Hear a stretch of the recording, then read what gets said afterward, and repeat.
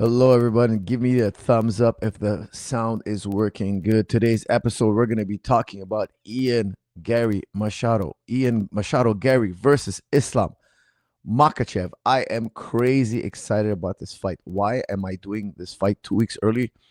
Well, we're gonna be having. I'm gonna be traveling, so I might not have time. I'm gonna be on the road for quite a bit, so I might not have time to podcast. So I really want to make sure I fire this one off. Why? For me, this is one of the best fights of the year, and of course, you all know I love Islam Makhachev, and I find he's the funniest UFC fighter in the game. He's trying to be funny. No, he's not trying to be funny. He's just the funniest guy. He's not a comedian. He's a great fighter, but sometimes he says things that make me crack up. He said, "This is Khabib versus Conor, the Timu edition." He was like, "Oh, why are we doing this fight? This is like a cheap version of the Khabib versus Conor McGregor fight." And the first time I heard that, I was rolling. How could he promote his fight like that? It's just the demeanor, the style of Makhachev. He says he has like these dad jokes that are quite hilarious. And you have to hear it from him because the delivery is everything. The way he's saying his accent, it is just hilarious. Guys, thank you for the thumbs up. I'm glad to hear the sound is loud and clear. And I will tell you guys, I'm picking Islam Makhachev. Okay, I like to give you guys my picks right away. A lot of you are going to be picking Islam Makhachev, but let me tell you something. This is not going to be an easy fight. What is the most telling fight? What is the most telling fight of Ian Machado Garry is his fight with Shavkat.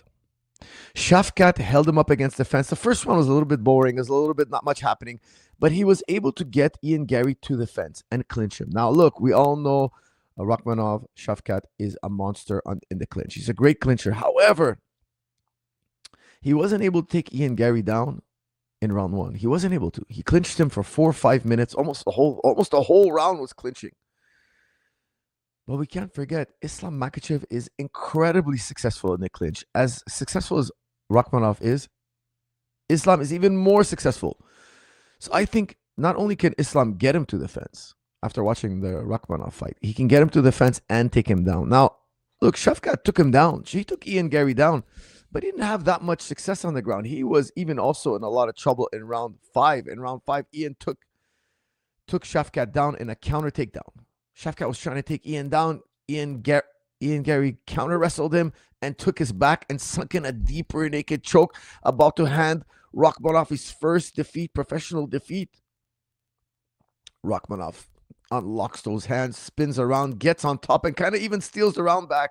I think a lot of people gave Shavkat round number 5 as well. It was a dominant win, but not a dominant performance. Rounds-wise, it was dominant for Shavkat, but every round was maybe edged. It wasn't an easy, clear round. None of the rounds were super easy or clear. Okay, so Ian Garry gave Shavkat as much as he can handle, and I think Shavkat is the most resembling. He's the one opponent that Ian fought that most resembles Islam. But I think Islam has better fence wrestling, upper body wrestling, or upper body judo, I should say, because I'm always telling you guys, don't forget, Islam is great at wrestling, yes, but he's also amazing at judo. He's done so many incredible judo trips and throws up against the fence against the top level talent in UFC.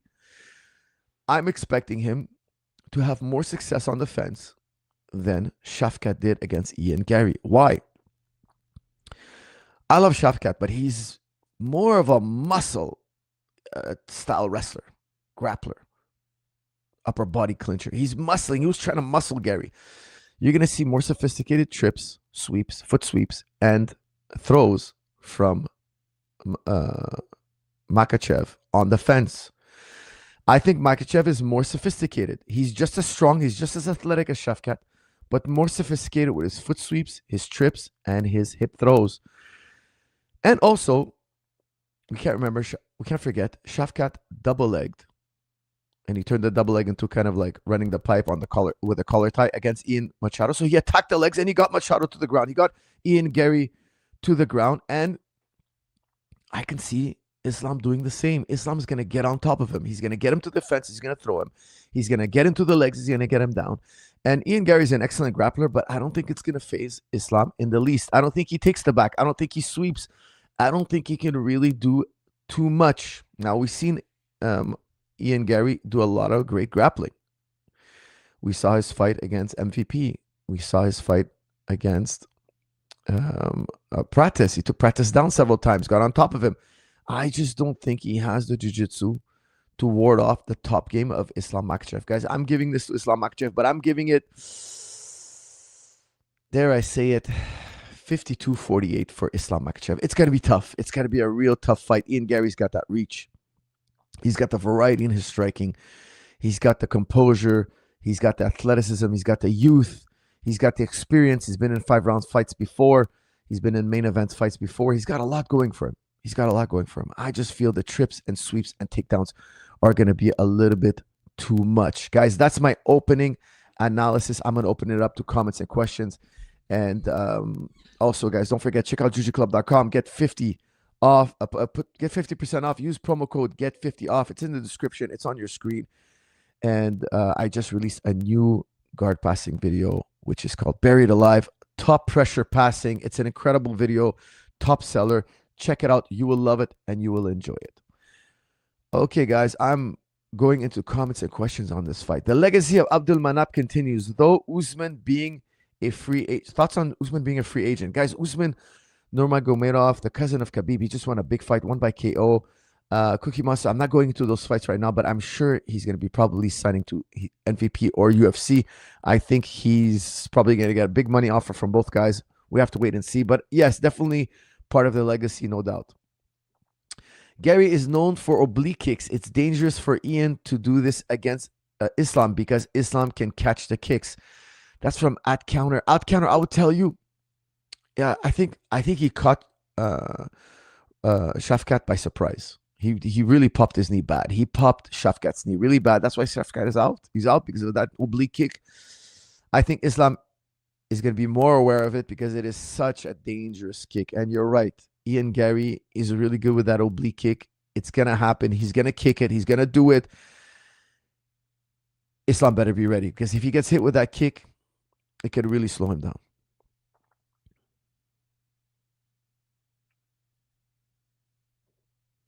Coach, why did you okay, guys. Coach, why did you get in that fighter's face? I thought you were going to ask me. I misread that question. Guys, I had a little thing going on recently because that guy's, in the Canadian MMA market circuit, I should say, there's one little group. They're always like antagonizing and insulting everybody. There's a lot of people angry with that guy. He insulted me. So I told him, look, you want to insult me to my face right now. I asked him to step outside. The guy ran to his corner and called for help. He didn't want to step outside. He didn't want to, engage me. So, he's a talk, and he talks a lot, and he insults a lot of people in the MMA community. Believe me, it's not just me that doesn't like him. Lots of people don't like him, and that's why there was an altercation. It wasn't because of the fight result or whatnot. I wanted to wait till the fight is over, so that way we can handle our issue separately. And he didn't want to handle his issue, so that's that. I don't want to give this guy any more attention than he wants, because that's all he wants. He wants attention. He's a bit of a whatever, So anyways, he's going to have to come back and duke it out again. We have, he fought one of our greener guys, one of our more inexperienced guys. He fought like a guy who's only been with us for like 4 months. We have plenty of guys who can put it up against him, and I'm more than confident we're going to wipe the floor with him. So anyways, his time will come. We'll revisit that, but I'm not going to talk about it more than this. Okay, so that's what happened. Here we go. There seems to be a height advantage. That's from the boss, the base boss. Yes, there's definitely a reach advantage. I think like Ian Garry's like 6'3". Okay, I've met him in person. He's a very tall guy. He's got a crazy long reach. Islam's going to have to deal with the reach. It's not going to be easy. That's going to be probably the biggest threat to Islam Makhachev.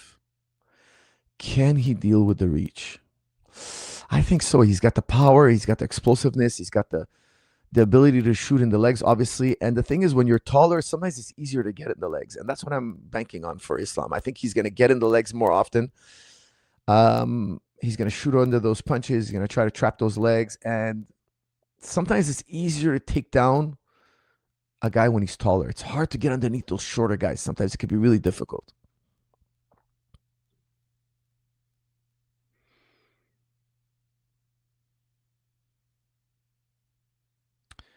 Guys, I'm doing only this fight, guys. We could talk about all sorts of stuff afterwards, but right now I am talking only about this fight.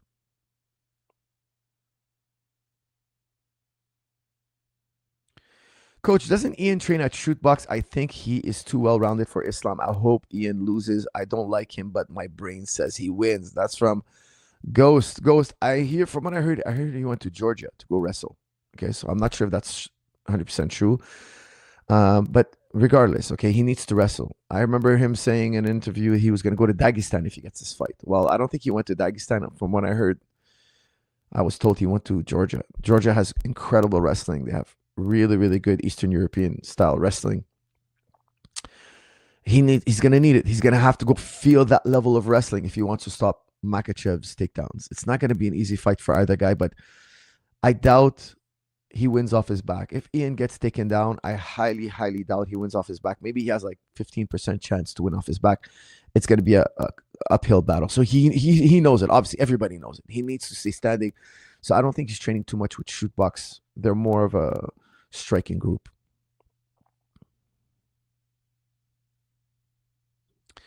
If Cringe Garry wins, I will stop watching MMA. That's from Mustafa. Mustafa, I know he gets a lot of hate. I've met him. He was really sweet. He's really nice. I don't know why everybody hates on him so much. I don't really follow I don't follow anything he does on social media, so I don't really know what he does, but I've seen his fights. He's an incredible fighter.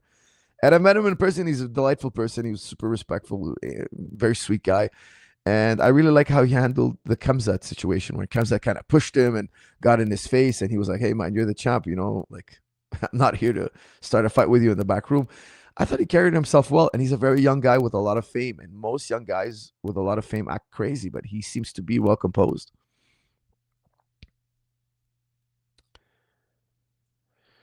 Masvidal, excuse me. Hold on, where'd I go? Okay.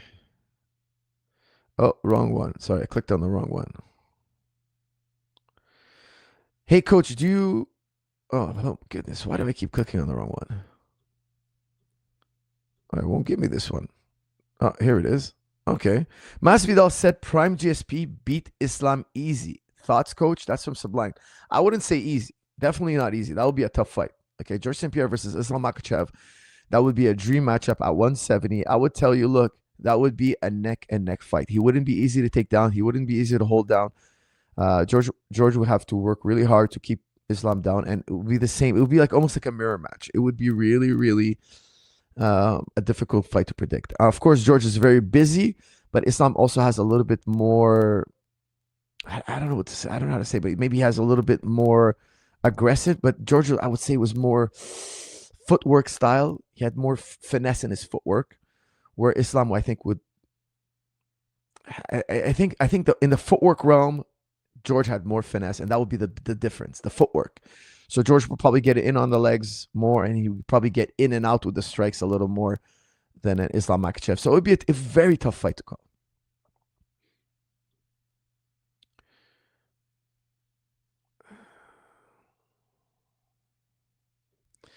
I think Islam is going to throw his low kicks on him. I remember them with JDM. That's from Maluma Baby. Maluma Baby, I would tell you he's definitely going to have to kick the leg. He's going to have to kick the legs. He's going to have to start with the hands and finish with the leg kick or a body kick. It's not going to be easy. Gary's going to want to keep the distance, obviously. But the tightrope that Ian's got to walk is that he can't go to the fence. If he goes to the fence with Makhachev,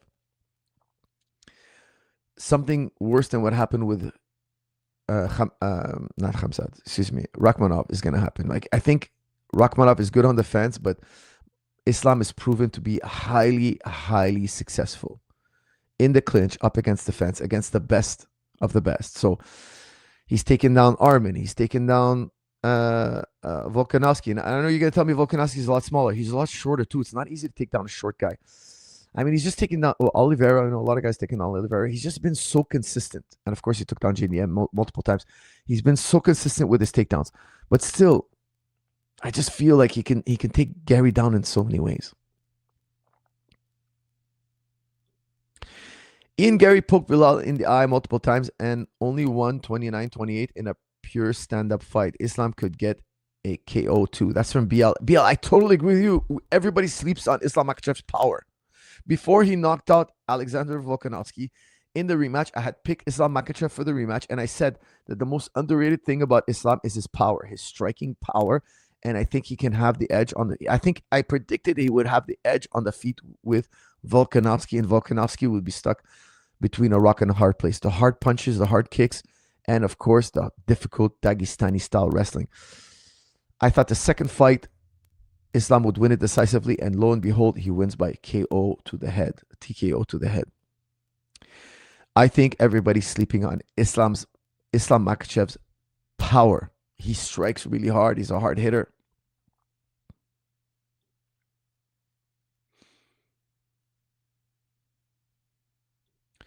Will the size difference play a role? That's from Mahdi. In the stand-up, the reach will play a role. Size and strength, I think Islam is even bigger and stronger, physically stronger than Ian Garry. That's why up against the fence, I think it's going to be tough for Ian Garry. Look, you see the fight with Shavkat. He was kind of getting muscled around. Now, look, don't get me wrong. Ian is a great athlete. He's a great athlete. But the clinching strength, you have to give it to the guy who's been wrestling his whole life. He was born to wrestled in Dagestan his whole life. Like, I mean, he's just in that clinching territory all the time. Ian's a phenomenal dynamic athlete. But when it comes down to locking up, I think the strength advantage will go to Makhachev because of his experience. But the striking, speed in and out, it's going to be Ian Garry.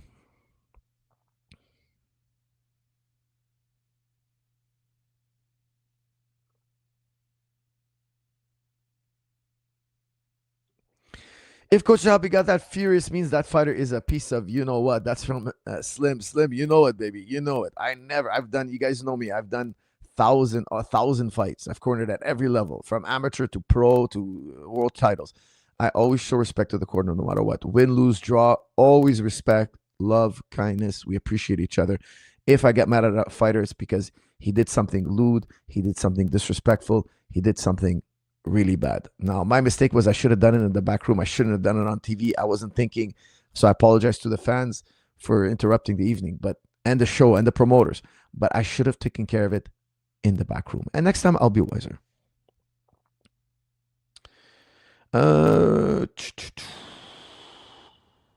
That was 7-inch height difference. This fight is only 4 inches. That's from Sublime. Sublime, you're right. When he fought Bilal, he had a massive reach advantage on Bilal. This time it won't be as massive. But again, you know, like, he still has a significant reach over Makhachev. He still does. Oh, sorry. Wrong.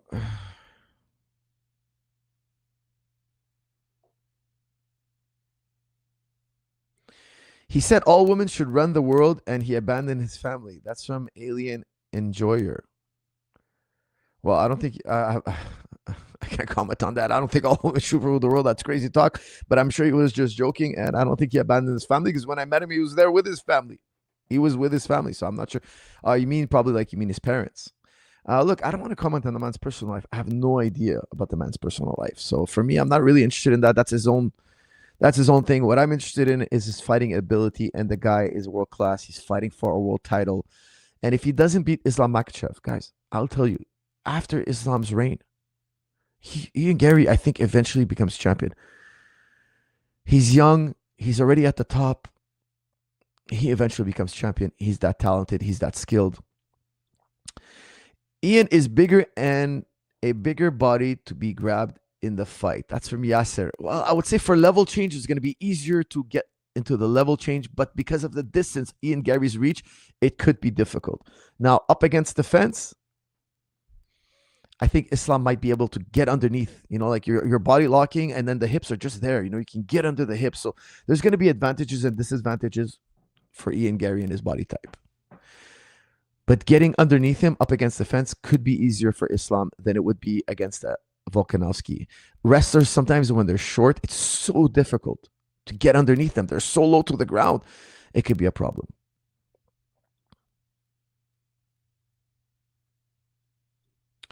In the Khamzat situation, he instigated first earlier. That's from Slacks. I don't know about that. You know, whatever. I mean, still, I just saw he was just patting him on the back and talking to him nicely, congratulating him. Guys, there's always more to the story. I don't know. I wasn't there. I'm just telling you, I like how he handled himself. He seemed to be mature for such a young man with so much skill and talent and fame. Usually when you have a young kid Imagine if you were like in your early 20s and you're super rich and famous. How crazy could you maybe become? You know, you're not that mature yet, but he's showing a lot of maturity. So I think it helps him in the octagon.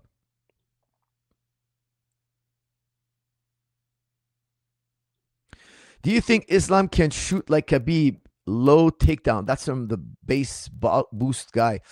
It's not really his style. I don't think he's going to shoot that low. In this fight, he won't need to because Garry is so tall. Why would he shoot so low? I don't like shooting super low on a tall guy because I feel like they can hammer fist you and they can like just get from up above that so high.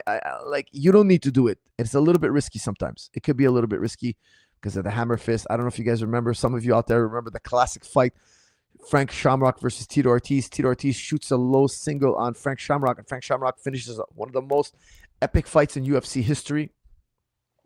He finishes with Tito Ortiz down on his knees in like turtle position, hanging on to Frank Shamrock's ankle, and Frank Shamrock is just hammering him away, and they stop the fight. Tito taps to the hammer strikes. A lot of fights in UFC history. All right, guys, because of my new button pushing skills, I can now take calls on this channel. Okay, so I'm going to put up a link and I want to take a call. I want to have a call and discuss the Ian Garry fight. Okay, so let's go and get this call going. Let me copy the link and put it in the description, guys. Make sure I can see your faces or you cannot come up on the chat. And let's talk only about Ian Garry versus Islam Makhachev. I'm not talking about anything else, okay? Just for now, and then later on we can open it up to ask me anything. Guys, don't forget, check out Apex Meditation. It is the greatest meditation app ever made. It is, I guarantee you, a life-changing app. It's meditations on the world's top ideas. There's a book-inspired meditation segment that's been really getting super popular. Check out the book Meditations. They're incredible. That's all I'm going to say about it. I'm going to let you guys keep discovering it because the feedback has been amazing. All right, guys, the link is up, I believe, if I did it correctly. The link is up. I have a few super chats, guys. Now is not really the time for super chats, but I'm going to bang them out real quick because share your referral link. Oh, did I make a mistake? Okay, it's up. It's now up. But I'm going to bang out these super chats real quick so these guys don't lose out on their money. Let's go. Raihan Ahmad versus Manson Cannon boxing debut. Okay, I'm not commenting on that because I don't know those two fighters. Salam, coach, please react to my fight. I can't do that now. That'll be later. Later, possibly later. The link is up, boys. Best advice for someone who is always in flight mode. Okay, guys, I'm talking about Ian Garry versus Islam Makhachev. It's not time to ask me for relationship advice or your psyche. Guys, we are talking about one of the biggest fights of the year. I'm super pumped for this fight. I'm not feeling the energy from you guys. Guys, this is Conor versus Khabib 2, the Temu edition, guys. Come on, man. This is the Temu version of Conor McGregor versus versus Khabib Nurmagomedov. And that's straight from the words of Islam Makhachev himself, the funniest guy in UFC, the funniest man in UFC, said it himself. Guys, I won't let you up on stage unless we have, I can see your face, okay? Just in case you guys pull a stunt. Guys, I just put the link in the chat again.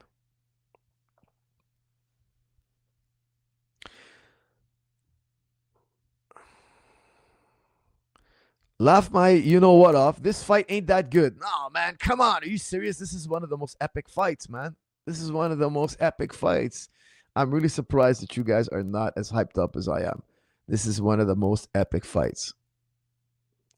This is a much higher level fight than Khabib versus McGregor. That's from Rambling. Rambling, I wouldn't say that. No. I wouldn't say that, okay? I wouldn't say that.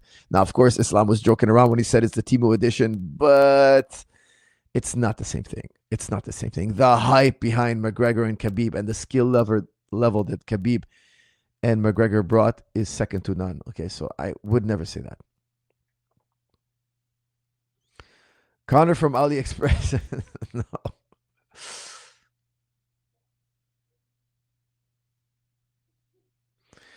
While it's easy to get a hold of him, it's difficult to hold a guy with a large frame. That's from Sheikh Haf. With the experience level Islam Makhachev has, I would tell you, if he gets it down to the ground, he's going to hold on to him. It's just, Ian Garry's jiu-jitsu is really good, but it's just, I think the experience goes to Islam. Islam, not Timu, but Ian is definitely the Timu version of Connor. That's from Youssef. Oof, I wouldn't say that, man. I wouldn't say that. I don't know. I think he has more durability than Connor. He has other things that Connor didn't bring to the table. Connor, of course, in round one is stellar. He's got those laser eyes, the reflexes, the counter punching, but he kind of tips off after. Whereas Ian showed the opposite. Ian showed that he can finish strong. With Rachmanov, he finished strong. Look, with Carlos Prates, he kind of faded in round five. You're right. Carlos Prates, he did a great job against Carlos Prates. We didn't mention that too much. He managed Carlos Prates' power and he took Carlos Prates down. And Carlos Prates has a long reach and a lot of power, comparable reach to an Ian Garry. But he started to fade in round five and almost got finished. Maybe a few seconds more, maybe 10 seconds more. Prates gets the win.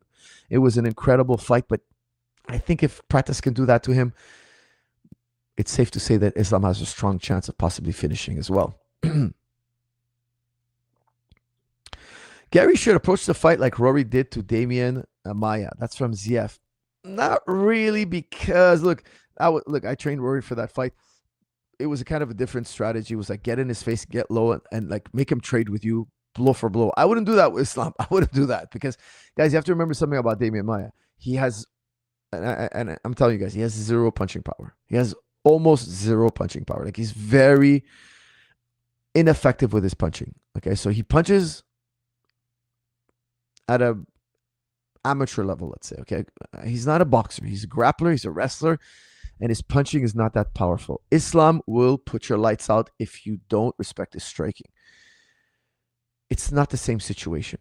He's not a Damian Maya. Okay, Damian Maya had no power in his strikes. I don't think Damian Maya has ever scored a KO win ever. Let me look it up. Let me look it up and double check. Has he ever? Has he ever scored a knockout? Let me tell you something. He has a lot of fights, Damian Maya. Okay, let me tell you. He has 39 professional fights. Okay, let's see how many KOs he has. He has 3 wins by KO. Let's go see who he KO'd. Okay, they're probably TKOs from on top. Let's see who he KO'd. Okay, let's see here. Probably guys we've never heard of. Slam and punches. That's from he beat Don Hyun Kim with slam and punches. I don't remember that fight. It was first round in UFC. Okay, but I'd have to watch that because it must have been the slam that knocked him out. And then what else we have here? Punch. He Nate Marco with a. Oh no, he lost. He lost. Of course, that was devastating. A loss. Look, he knocked out some guys you never heard of. Probably in ground. It was probably ground and pound. He probably mounted them, and there were TKOs. The guy is not known for his punching power. You can't say the same about Islam Makhachev.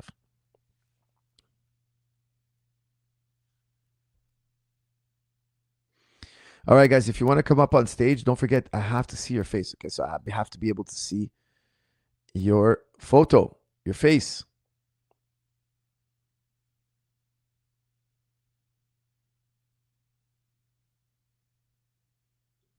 Hell no, coach. Islam got pillow fist. That's from Rainbow. Rainbow, did you see the strikes he was throwing on JDM? JDM was highly respecting him.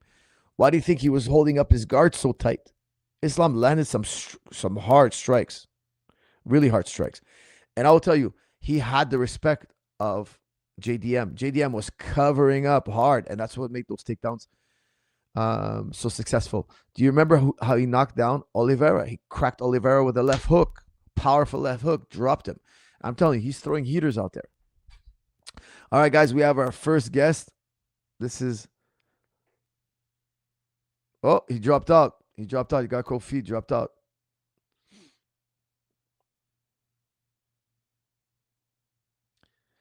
Damian ever scored a knockdown? I don't think he's ever scored a knockdown. I don't think Damian Maya has ever scored a knockdown. I can't remember a single. And I've watched all his fights in UFC for certain. Okay, I can't remember a single knockdown. His best striking performance, I would say, was probably against Ben Askren. And him and Ben Askren were having a heated battle standing up. And then eventually he choked Ben Askren out. But it was a good fight. It was a close fight.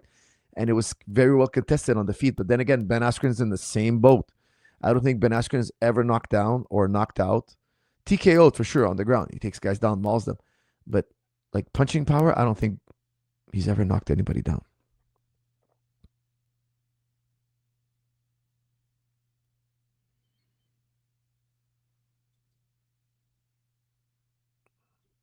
Do you think Ian Garry is Islam's hardest opponent at welterweight? That's from Captain Alex. Captain Alex, I wouldn't say that. His hardest opponent could be Ian Garry, but I would say Morales. I would say Carlos Prates could be. You know what? No, I would say he's harder than Carlos Prates. You know why? Because Ian's going to be harder to take down. Ian is going to be a harder fighter to take down than Carlos Prates. I think Prates is more explosively dangerous, more powerful, but Ian Garry's going to be more difficult to take down. And at the end of the day, that's what's the most important thing. All right, let's have AJ Phillips. Mr. AJ Phillips, what's up, my man? Hey, how you doing, boss? How's it going? Good, good. It's a pleasure, honor. Thank you, man. Glad to have you on. Tell me, what's your pick for this fight? I'm gonna go with Islam. I think I'm going with Islam. Why is that? I think, like you said earlier, the experience is gonna play a big part. I know Islam. This will be his 30th fight. I think I saw. Right, and you gotta factor in all the combat sambo fights, right? Right. Back in Dagestan for sure. And then I think Garry. I think this is his 18th fight.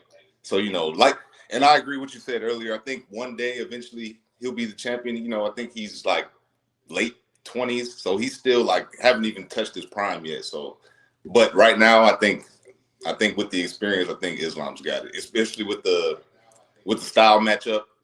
I give it. So how do you think Islam takes him down? On the fence, in shooting the legs?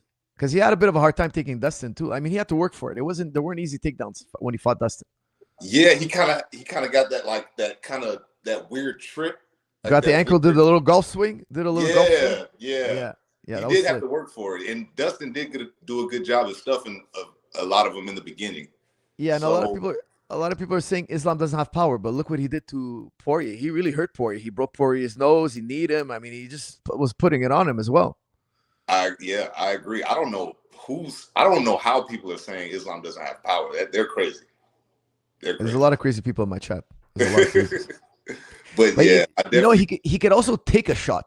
Islam could take a shot. He's been knocked out once, okay, but he could take a shot. He's been hit, and Poirier landed some super hard strikes, and Islam took it like he was just eating them, and he was smiling. He was enjoying it. He got cut. He cut Islam. Poirier cut Islam, and Islam was just smiling, enjoying himself. He didn't seem phased at all. He didn't seem panicked at all. Oh, he seemed like he was having fun. And then go back to the first Volk fight. That was a war. Yeah, of course. But, that was back and forth.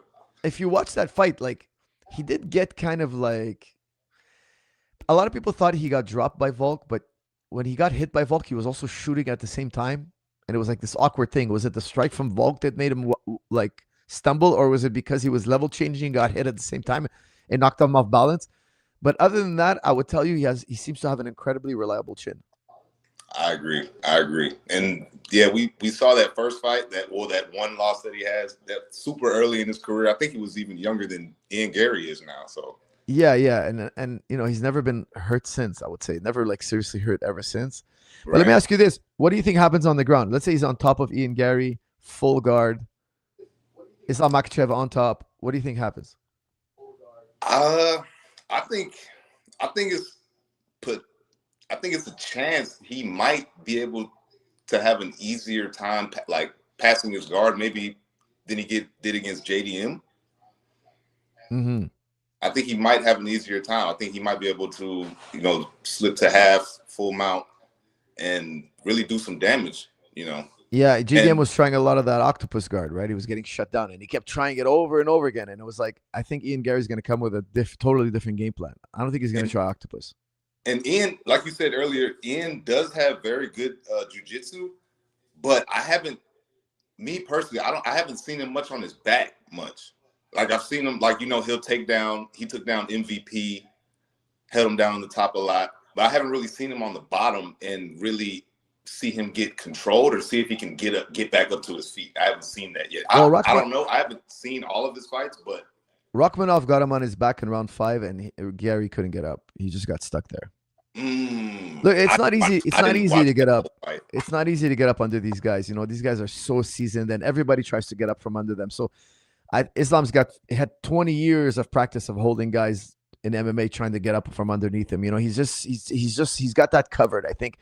And I really honestly think he can get that arm triangle on him. Like if Ian starts to struggle and try to hip heist and all that, he can get caught in an arm triangle and or Darce. Obviously that Darce squeeze, man. He's gonna bend Ian Garry's neck. That's his move. Yeah, everybody talks about his Darce too, but yeah, that head and arm choke, man, that arm triangle. Yeah, when he put the squeeze on Oliveira, and Oliveira did like a panic tap, like, and when you have a black belt tapping like that, kind of like they'll give you a little tap. They're like, I can't get out. It's on. Kind of similar to Hamzat and Rob Whitaker. Kind of similar, like just immediate, like. Yes. And when you see a guy tap like that, and he's super seasoned, he's not a guy who's panicking. He's a guy who's been in these positions many times. When you see Oliveira tap like that, you're like, man, that squeeze, it must be ferocious. Right, because someone as seasoned as Oliveira, he's not tapping just that quick. Yeah. And he's not gonna frantic tap. He's not gonna frantic tap unless something's breaking. I wouldn't tap like that unless I felt my neck's about to break. Mm-hmm. So, I think Rob said what he hurt his jaw or something. His teeth and his jaw were breaking. Yeah. Yeah. So that's when you see those panic taps. Something's breaking. It's different. Because nobody taps like that to a choke. When you're getting choked, it's not hurt. It's not painful. You just give like a little, But when something's breaking, you're like, I don't want any misinterpretation. Like this has got to stop. Yeah. And with that arm triangle, yeah, I agree. I think he got Bobby King Green with that as well, right? With Green, what was the sub? Yeah, it was an arm triangle, I think, if I remember correctly. He snapped him down and put him in an arm triangle.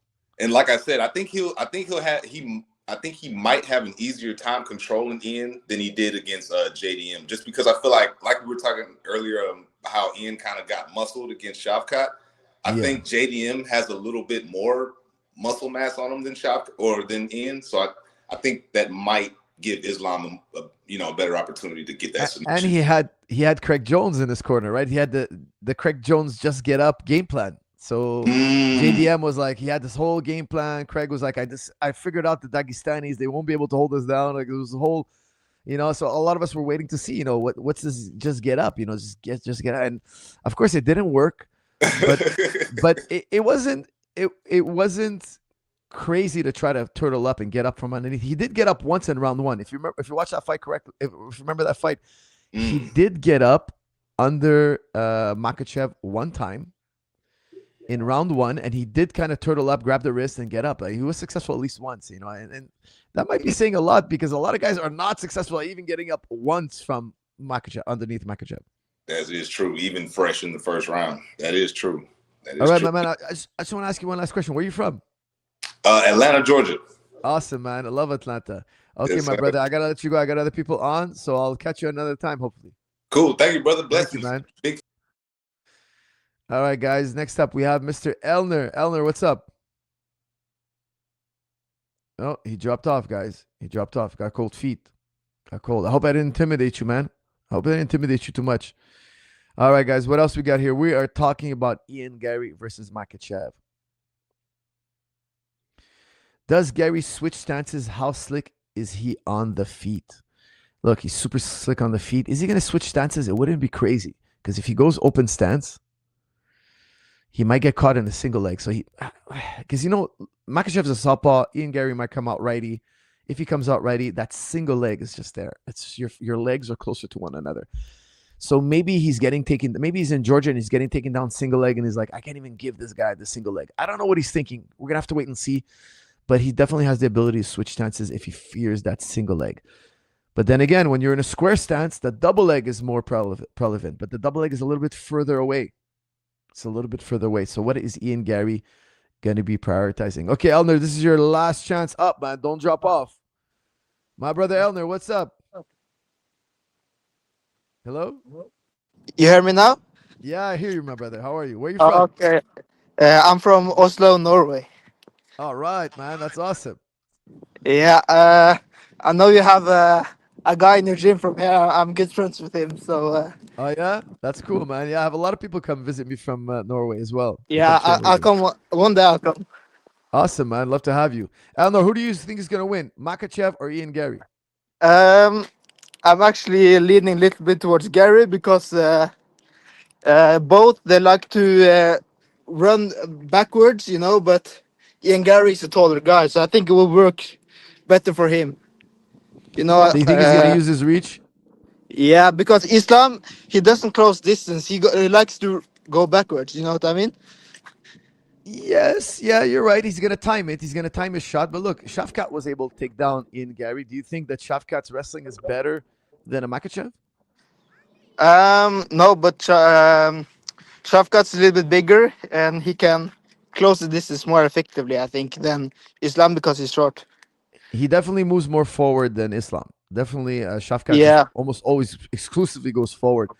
And So yeah. go ahead. So I don't know if the backwards back foot style of Islam is gonna work on someone who's taller because almost all his opponents is shorter than him. Yeah, you know, with Volkanovski, he moved backwards quite a bit. You're right. I Yeah. would say I agree with you there. But the thing is, now that he's fighting a taller opponent, I think he's probably going to circle and then go forward. I don't think he's going to go as because I agree with you. I think he knows that. I think if he moves backwards, I think he already knows that he's going to get caught up and at the end of Gary's reach. He's probably going to move backwards a little bit with the idea of moving forward when the opportunity presents itself. I could see definitely Islam circling backwards a little bit, but then at one point he's going to decide. There's going to be a time and place where he's going to shoot or trade with Ian moving forward. And I think he's going to press up Ian Garry against the fence sooner or later. I think it's going to be, they're both going to have to move backwards eventually. And I just find that Islam's fence work has been so stellar. It's been so successful that I think even on the fence, he could take Ian Garry down. Yeah, he will definitely have an advantage on the ground. It's just getting there in the first place is the problem, I think. Yeah. All right, my man. I want to thank you for jumping on, and I'll see you in the next one. Thank you, man. Thank you. Okay, bro. All right, guys. I'm going to do one more. We have Alandos, my man. What's up?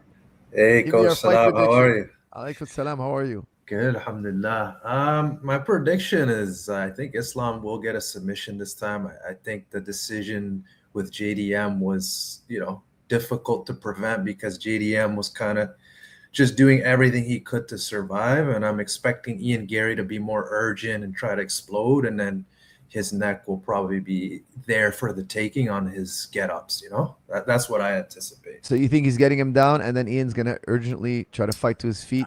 Yeah, I His don't knees at think least? exactly. I don't think Ian's going to be complacent the same way JDM just accepted the position. I anticipate Ian's going to have more urgency and he might have some good scrambles, but eventually in like the third round or so, I can see a submission happening. But you know what? I wouldn't say GDM accepted the bottom. I mean, I would say he fought hard. He tried the octopus over and over again. He tried to find the wrist to post up. He got up once in round one. He just wasn't able to break through the pressure. Islam's pressure is ridiculous, man. Look, I've trained with GSP for so many years. His top pressure reminds me of a GSP style. And you know what? I've hung out with Khabib's dad several times.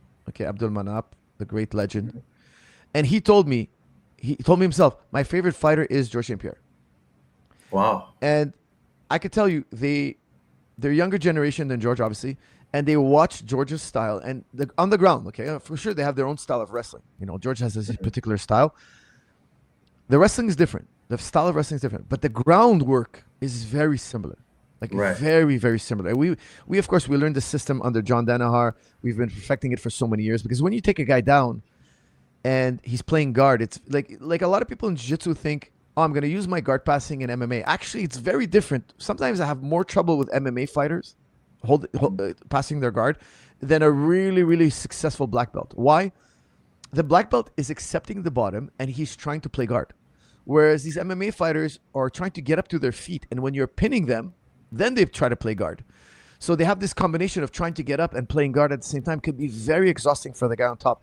And I feel like Makhachev and Khabib, of course, have figured out how to pin a guy and pass him. Pin a guy, pass him, and sub him. It's not the same as just trying to pass because a lot of jiu-jitsu guys don't know how to pin. I just actually released a video called Buried Alive, okay? Pressure passing system. I talk about it early on. A lot of it is pinning, and then we're going to talk about the passes. But I have to make sure this guy cannot get up. Right. It's an art. It's a skill, and they figured it out. And I'll tell you something. They do it as good as Georges St. Pierre, maybe even better, I could say, because Obviously, over the years, we've been refining it. They're refining it. It's getting better. But the top pressure is going to be ridiculous. It's not going to be like excuse me. It's not going to be like having a black belt on top of you. Right. You know, sometimes you have black belts, they don't know how to pin. It's crazy. Yeah, so maybe let me rephrase.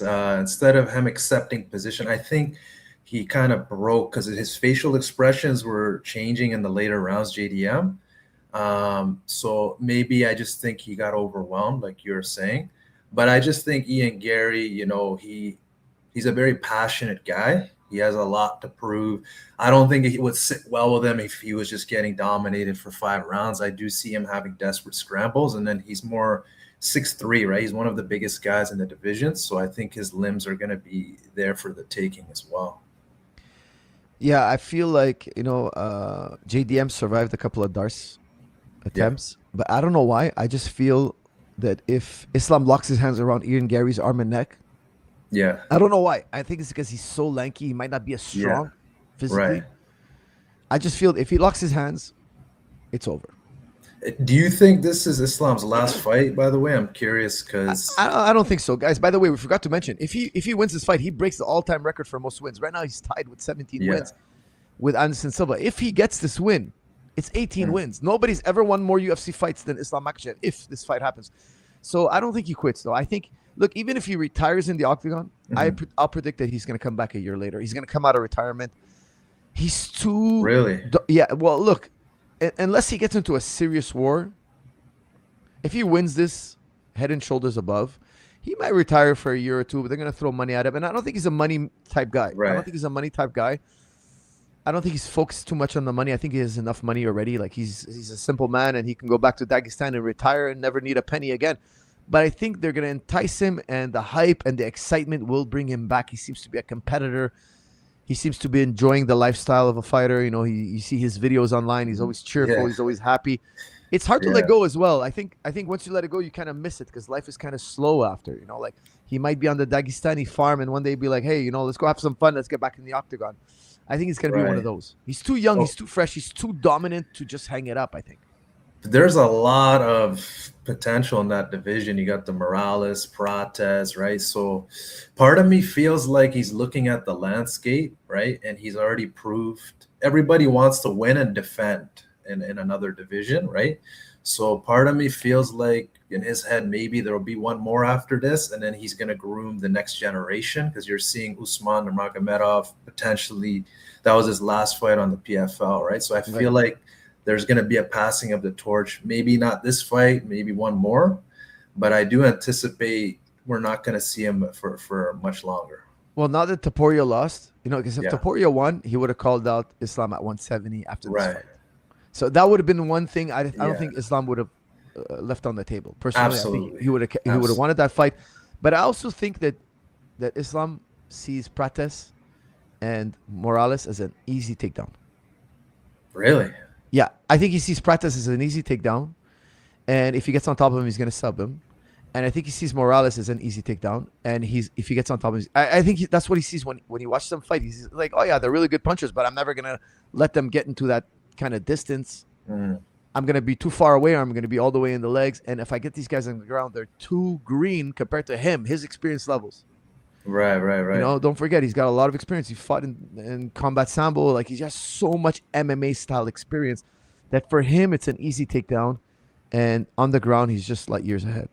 Wouldn't you say that a Morales or a Prates are the best form of athlete to potentially beat him just because of the knockout power? Like, you need to have the ability to shut the lights out. Wouldn't you say that would be the way to beat in Islam? Yeah, they have what we call a puncher's chance. You know, sometimes you say a puncher's chance because they have devastating power. Devastating power. And Morales, I would say, his athleticism, his unorthodox movement could be really like shocking, but it's still a small chance. It's not that significant because I'm telling you, he's not crazy. Islam's not crazy.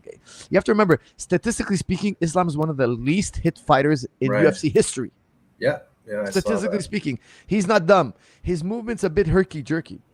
Yeah. But he ain't dumb. He's at the right place at the right time, and that comes with years of experience. Mechanically, he's not perfect, mechanically speaking, when he moves, but his tactics, his timing is impeccable. Do you mean his exits and entries Yeah, is like not? he sees the punches coming. He's Yeah. not naive to them, and he moves out of the way. He just doesn't slip perfectly. You know, he kind of slips like a bit herky jerky, but his eyes and his distance management makes him difficult to hit.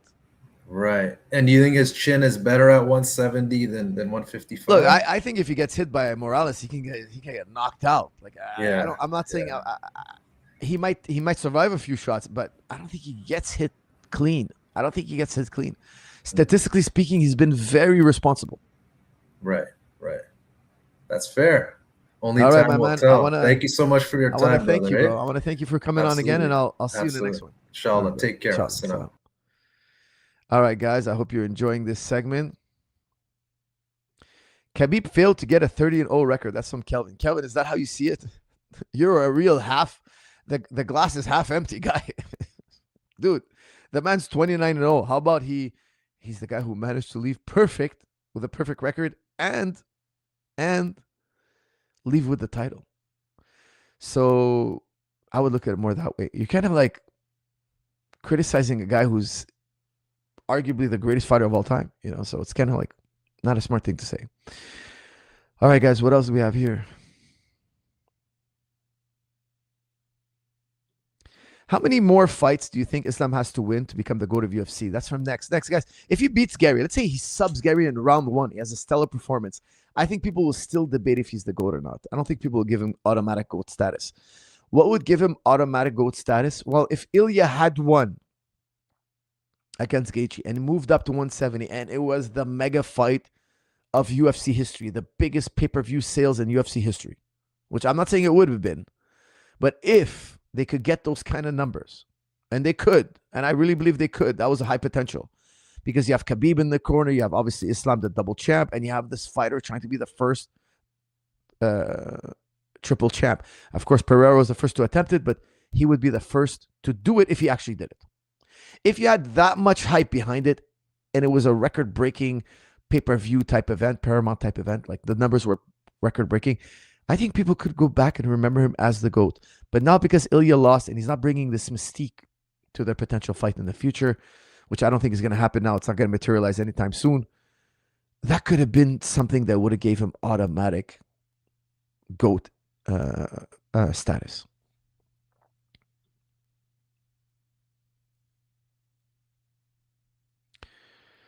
Green was ground and pound. That's from Real Madrid. Thank you for that correction. I can't remember actually if it was a sub or not. Actually, you know what? Let me look it up because I'm not sure you're 100% correct.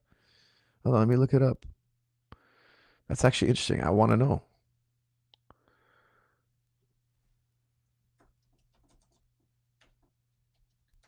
Did he win by TKO or was it a sub? I can't remember.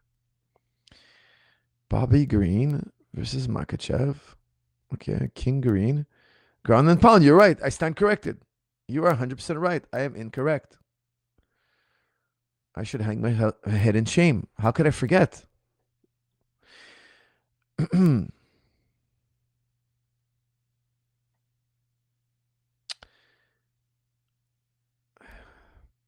Maybe we see Usman versus Ian Garry in the future. That's from Mustafa. Mustafa, if Usman goes back to 170 and he beats Ian Garry, we could possibly have Makhachev Usman.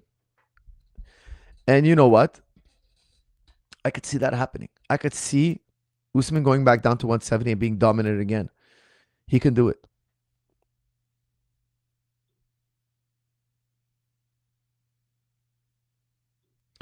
Islam first round Kimura on that long arm. That's from Deniz. Deniz, we saw him do it to Hooker. Dan Hooker was Kimura. That was a painful looking Kimura. Yes, you're totally right. He's also a master of the Kimura, and he likes to bend those long arms. That's really, really a good observation. Islam took maximum damage from Dustin, whereas JDM couldn't do much to Islam, even at welterweight. Your thoughts on why Poirier was his most challenging fight in terms of damage? That's Dr. Omaim. Doc, I would tell you Poirier has really, really slick boxing, and he had a better distance management than JDM. I think JDM, what he did wrong is he covered up so tightly that he opened up the gap between his upper body and lower body, whereas Dustin was more sideways and he had a more footwork style Okay. JDM was more square and had a more peekaboo style. And he was kind of covering up his own field of vision. So he'd see less of Islam. So when Islam was shooting, he would see less of it. His reaction time was delayed because of it. So I think stance is one. And if you listen to Dustin Poirier's corner, Dustin was saying, I can't do too much because I don't want to get taken down. He was really aware of the takedowns far more than I would say JDM. JDM kind of seemed to be oblivious to the entries. He seemed to be not managing his distance.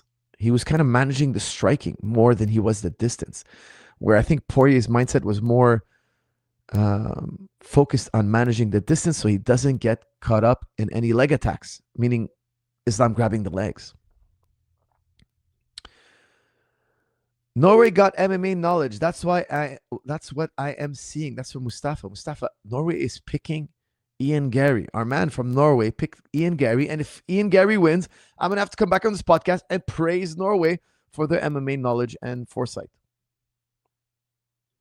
If Ian Garry accidentally eye pokes Islam once or twice, it will change the fight drastically. That's from El Chapo. El Chapo, I totally agree. Eye pokes can change the face of the fight. Guys, if an eye poke happens, I think the guy who got poked should get an automatic 5 minutes. And we should have point deductions. More often point deduction, more often pay deductions, and you'll see all these eye pokes magically disappear. If you actually take away a point and stop giving warnings, the fighters will take more responsibility about curling their fingers and making sure they don't poke their opponents. And if you deduct from the purse, imagine every time you poke a guy, they take away 10 G's, 7 G's. Nobody will ever eye poke. Nobody would even dare, and it should be relative to your purse, obviously a percentage. It should be so scary, people fear accidentally eye poking their opponents. You know why? The eye is a delicate thing, my friend. You can really injure an eye permanently. It's happening too often in the sport. We need a drastic solution.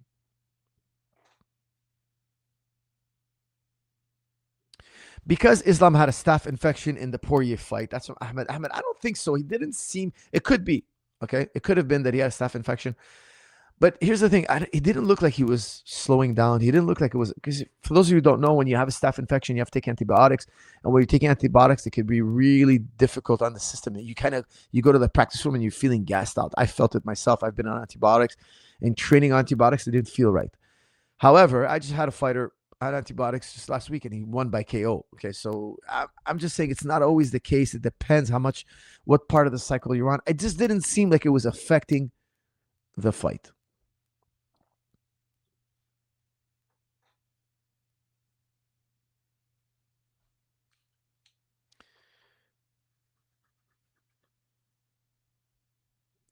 Do you see Garry being able to deal with Islam's elite level judo, or would it be a major factor in domination?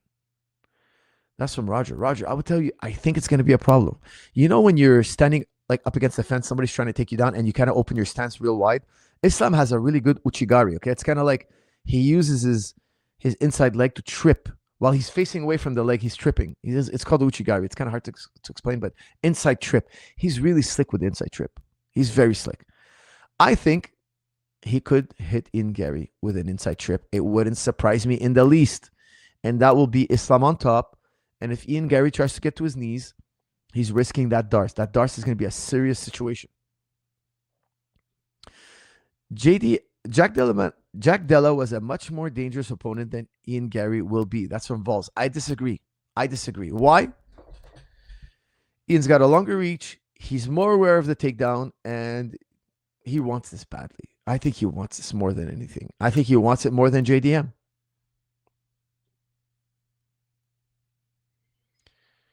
All right, guys, I'm about to open it to an Ask Me Anything. Guys, don't forget to like, share, and subscribe. It allows me to do more of these. Don't forget to check out jujuclub.com. Get 50% off. Use promo code GET50 off. It's on your screen. It's in the description. Guys, check out Apex Meditation. It is the best app in the game. I promise you, it is a life-changing app. It will help you change the way you think. Manhandling another pro fighter and making him quit is way more impressive than a flash KO.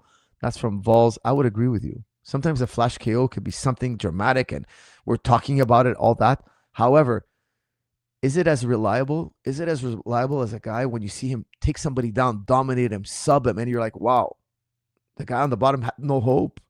And I think it's more replicatable. Whereas we always wonder, of those flash knockdowns, was it a circumstantial event? Is it going to be repeatable? Is this guy going to be able to do it again? Or was it, I hate to say the word lucky punch. I hate to say that word because there's no lucky punches. Lucky punches don't exist. But was it circumstantial, so to speak?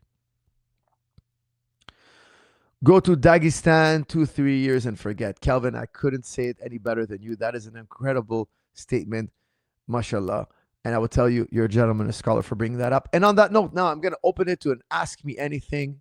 And guys, I will even let you find the link in the description and even come on live and ask me anything. Okay? Come on live and ask me anything. Guys, I do have to catch a flight today, so I might be on for a little bit longer, obviously. But if I get the knock and it's time to go, my wife's going to give me the knock and I have to go. Coach, can you please react to my fight? Okay, well, give me the name of the fight. Okay, upload it on YouTube and maybe I'll do it. It's Ryan Ahmed versus Massin. I did this. Why am I back here? Why am I back here? Go to TriStar 2-3 years and forget. Even better, my friends. Even better. Hey, Coach, do you think a smart, passionate, analytical guy with good breaking, who's good with breaking things down and pattern recognition can really good even if he starts late? He can shrimp the gap. That's from Sheikh. Sheikh, I would tell you, yes. Yes, if you're very observant and you think a lot and you strategize and you have a good work ethic, yes, you can close the gap, definitely.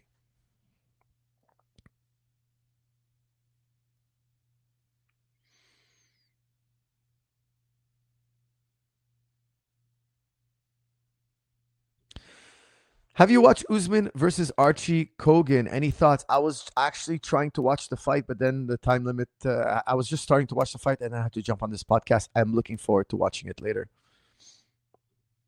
Salam, Coach. If you were coaching Ian, what adjustments would you do in his camp to beat a dominant champ? That's from Abdu. Well, you know, obviously I wouldn't want to get taken down, and obviously I would have a strategy for him to get up, okay? It would be different than Octopus. Octopus is part of the system. I just think it shouldn't be overly emphasized. Octopus is great. It is great, but it seems like Islam knows how to stop it. Okay, so I would combine it with other things. And I think in conjunction with other strategies, it could work. But it's a tall order, man. Getting out from under and Makhachev can be a difficult thing. Coach, I broke my toe 3 weeks ago. Any advice on strengthening it and getting back to jiu-jitsu safely? That's from Vienna. Vienna, I would tell you, look, put your foot on the floor and curl your toes. Okay, so you put your foot on the floor, widen your feet as much as possible. Okay, widen your toes as much as possible. And then try to curl your toes up against the ground on an isometric hold. Okay, now if it's your pinky toe that's hurting, spread your toes, lean towards your pinky, and then do an isometric hold. Okay, when you're doing an isometric hold for 3 to 5 seconds as hard as you can. Okay, so you can do it on a carpet because you have more grip. Okay, so you spread your toes out, and whatever toe is hurting you, kind of lean towards it, and then curl your toes up against the floor. And it shouldn't, your toes shouldn't be able to move, okay, because they're gripping onto the carpet. Do that throughout the day. I would tell you do it 3 times a day. Morning, do a session of 3 to 5 sets. Afternoon, do a session 3 to 5 sets, and then before going to bed, do 3 to 5 sets. Your toe will quickly regain strength. And make sure to always respect the pain rule. Don't go more than a 7 on 10 in pain. If it's more painful than a 7 on 10, stop doing it. Okay, wait for the acute pain to diminish, and then after, you can go back to doing the isometrics. And I will tell you, make sure to take your toe and manually move it around that it has the same dexterity as the same toe on the other foot.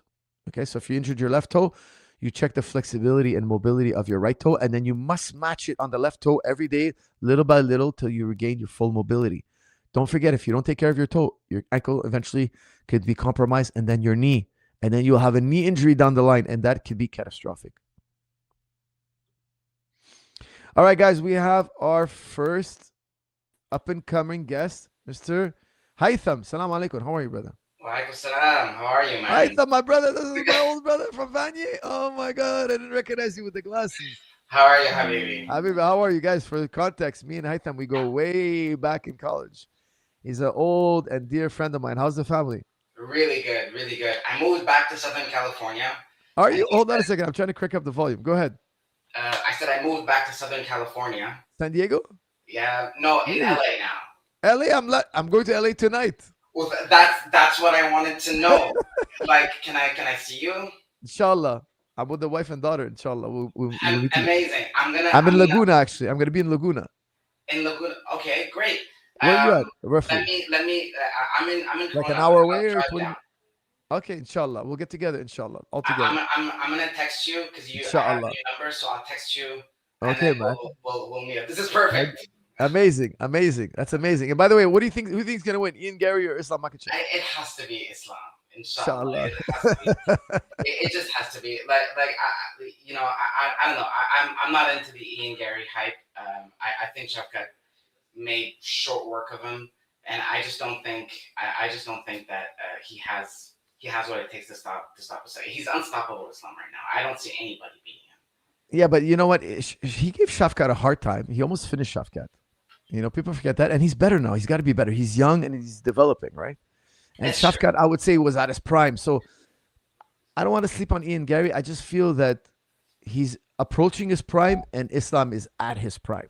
Like Yeah. Islam is there now, Yeah, but I still think that both at their primes, I just don't see it. Like the only thing that Ian has to me is he's bigger, right? He's And taller, lankier, long reach. he's taller, lankier, yeah. But like the inside trips that you talked about, like that kind of stuff works really well. I mean, I find that the only time that I really saw Islam hurt, besides the time that he got knocked out, was against the first fight in Volkanovski. I think he has a harder time with shorter, stockier guys than taller, lanky guys. We're gonna have to wait. We're gonna have to wait and see, I guess. Yeah, inshallah. All right, I'm gonna text you. Okay, Habib. Yalla. All right. Inshallah, we'll get together. Yeah, Assalamu salam alaikum. alaikum. Ciao.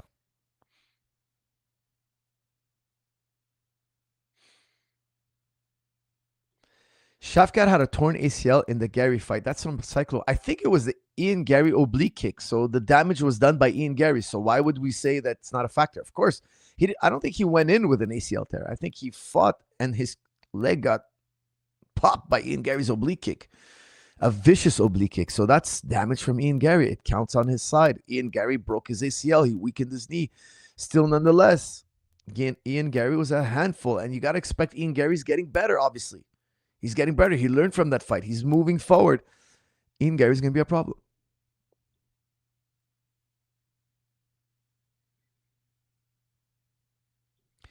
Islam is a more calculated fighter than any of Ian's previous opponents, including Shavkat. That's from working to an early grave. I would agree with you. He's more calculated. He's more experienced.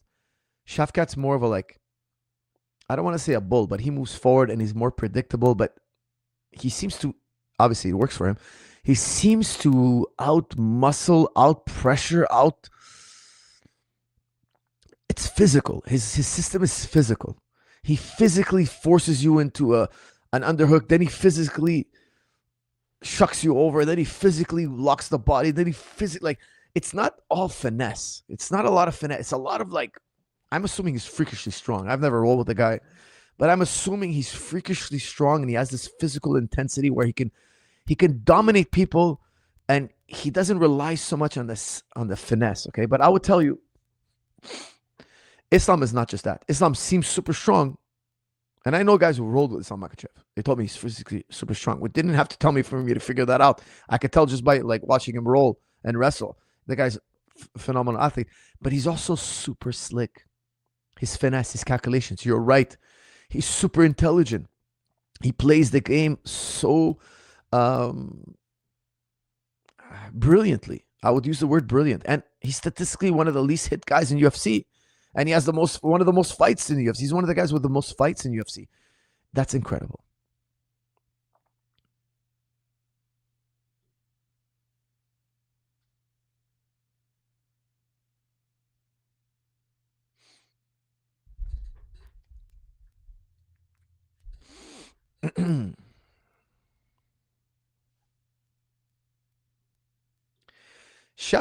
Shafkat is great, but is easy to hit. He takes a lot of damage. Head movement is mid. Islam manages his distance great and with better wrestling. That's from Ali.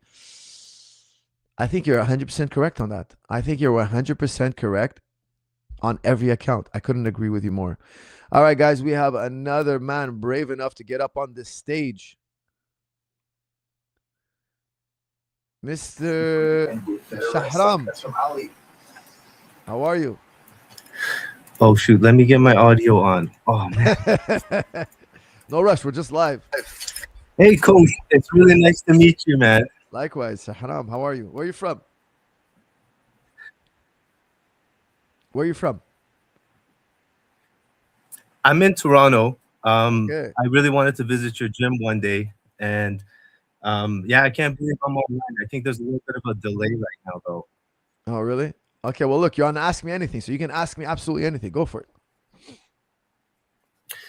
So I think, yeah, so I think this is the epitome of a wrestler versus a striker fight. And it's going to be up to Islam to be able to take the fight down to the ground. I think Ian has the advantage on this fight, and he might get him with some kind of a counter during a takedown attempt. But if the fight stays standing up, I see Ian taking this, and it's going to be up to Islam to try to take this down somehow. Look, Ian has really good power, but not the best power. He doesn't have that one touch kill type. Like when he fought Pratas, it was a lot of volume, right? He landed more strikes than Pratas, but then when Pratas would hit him, it would ring his bell. And he's a volume striker, right? Ian's a volume striker. He has good power, but not the best power, okay? He's going to have to throw a lot of strikes to hit Islam and to hurt Islam. Islam has a really good chin and is very difficult to hit.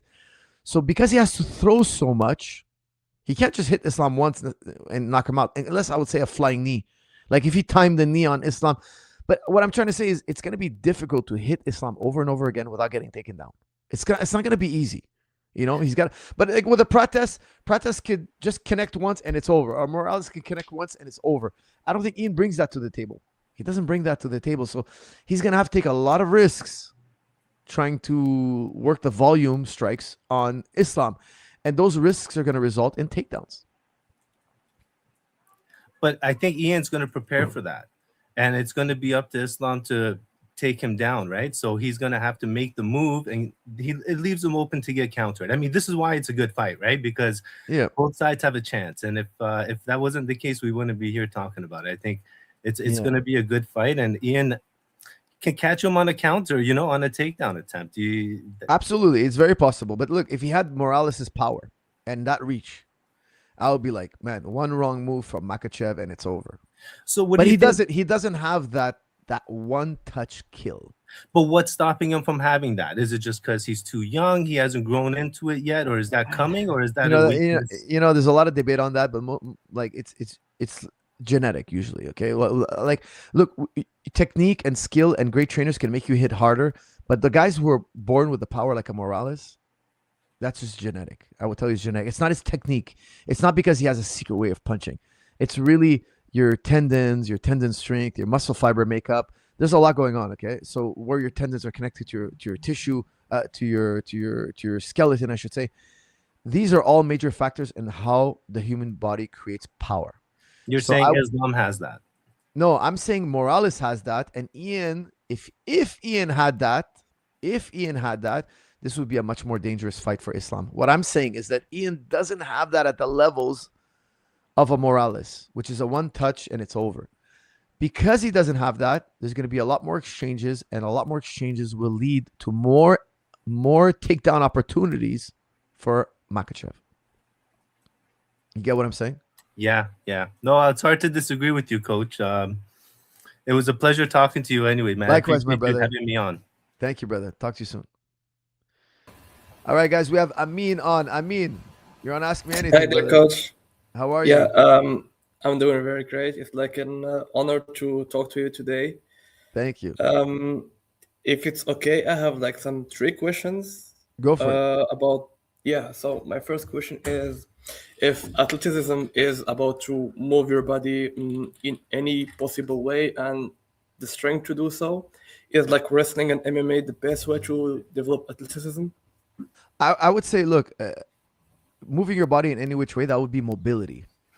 Athleticism would be generating force or power or strength in in a variety of movements. Okay, so I would say the best athlete is the gymnast. I wouldn't say it's the MMA or MMA athlete or wrestler. I think gymnastics probably produces the best athletes, and then in terms of combat sports, it would be the wrestler. I would say because they're if you look at wrestlers, especially the Eastern Bloc, they use a lot of gymnastics actually because they've seen the benefits of gymnastics, what it does to the human body. Now, of course, they're not doing high level gymnastics, but they're doing gymnastics nonetheless. You'll see them doing tumblings, jumps, flips, but they use a variety of tools and including gymnastics. So there's a lot of value in that because here's the thing: gymnastics is basically the demonstration of how much power, mobility, and coordination do you have, and strength. Okay, so that's what the sport is. Display how athletic you are. So I would say by default they're the best athletes. Now, a second I would say is the track and fielders. They're incredible. Again, they're trying to display their athleticism. But the wrestler, I would tell you, is not far behind. And in combat sports, they're the best athlete. So the reason why I ask this question because currently I have no gym, so I have like a pal with me that we can like maybe train wrestling and boxing, and maybe add like track and field Yeah, to maybe like do something. Does it sound yeah. I like would. great or? I think that's good. I would do track and field for endurance, and I would tell you look up Gymnastic Bodies by Christopher Summer. He teaches you how to do basic parallettes, basic rings, basic pull-ups, like isometric holds. It's a phenomenal book. Okay, so it'll teach you how to develop your strength. Because don't forget, if you had to make it really simple, you need strength and you need endurance. So track and field is great for endurance. Gymnastics is great for strength. You would do them on alternate days, and you could take obviously you could make a schedule that works for you. But you would also include combat training, right? Maybe you're hitting the bag, maybe you're doing jujitsu technique with your buddy, wrestling technique. But on days where you're doing conditioning, I highly recommend doing gymnastic strength training. And of course, some days, once or twice a week, you need to do some kind of endurance work, which that's when you would do your track and field. Sure. Well, thanks you for answering my first question. My second question is, well, I do kind of hear a lot of guys when they go up on weight, they do it like too quick and they get like the cons. I don't let too much time for the body to adapt. So what would be like the best way to go up in weight to have like the strength of having too much weight and Right. have less cons from it? Well, if you go up in weight too quickly, what happens is you're probably storing fat. Okay. You want to increase your calories slightly. If you increase your calories too much, and again, this is for people who are trying to increase in mass naturally. If you're doing it with steroids, it's a different story. Okay. But if you're doing it naturally, which is I recommend you only do it naturally, Yeah, of course, naturally. Yeah. you want to increase your calories slightly and you want to increase your proteins. Why? Because we want to build muscle. We don't want to store fat. So if you overeat your calories, you're going to store fat. If you have a slight caloric increase, your body not going to produce more muscle. Okay. So without fat. So what we want is high protein foods. Okay. How much do you weigh roughly? 80 kilo. Okay. So do you know that in pounds? I will look it up very quick. Let me look it up for you. Sorry, because I only work in pounds. Kilos always messes me up. Yeah, I look. Yeah, it's like 100. That's 176. Okay, you're my size. Yep. You're my size. Okay, you're my size. Yeah. So look, I would tell you if you want to get bigger, you should try to aim temporarily for 250 to 300 grams of protein a day. Okay.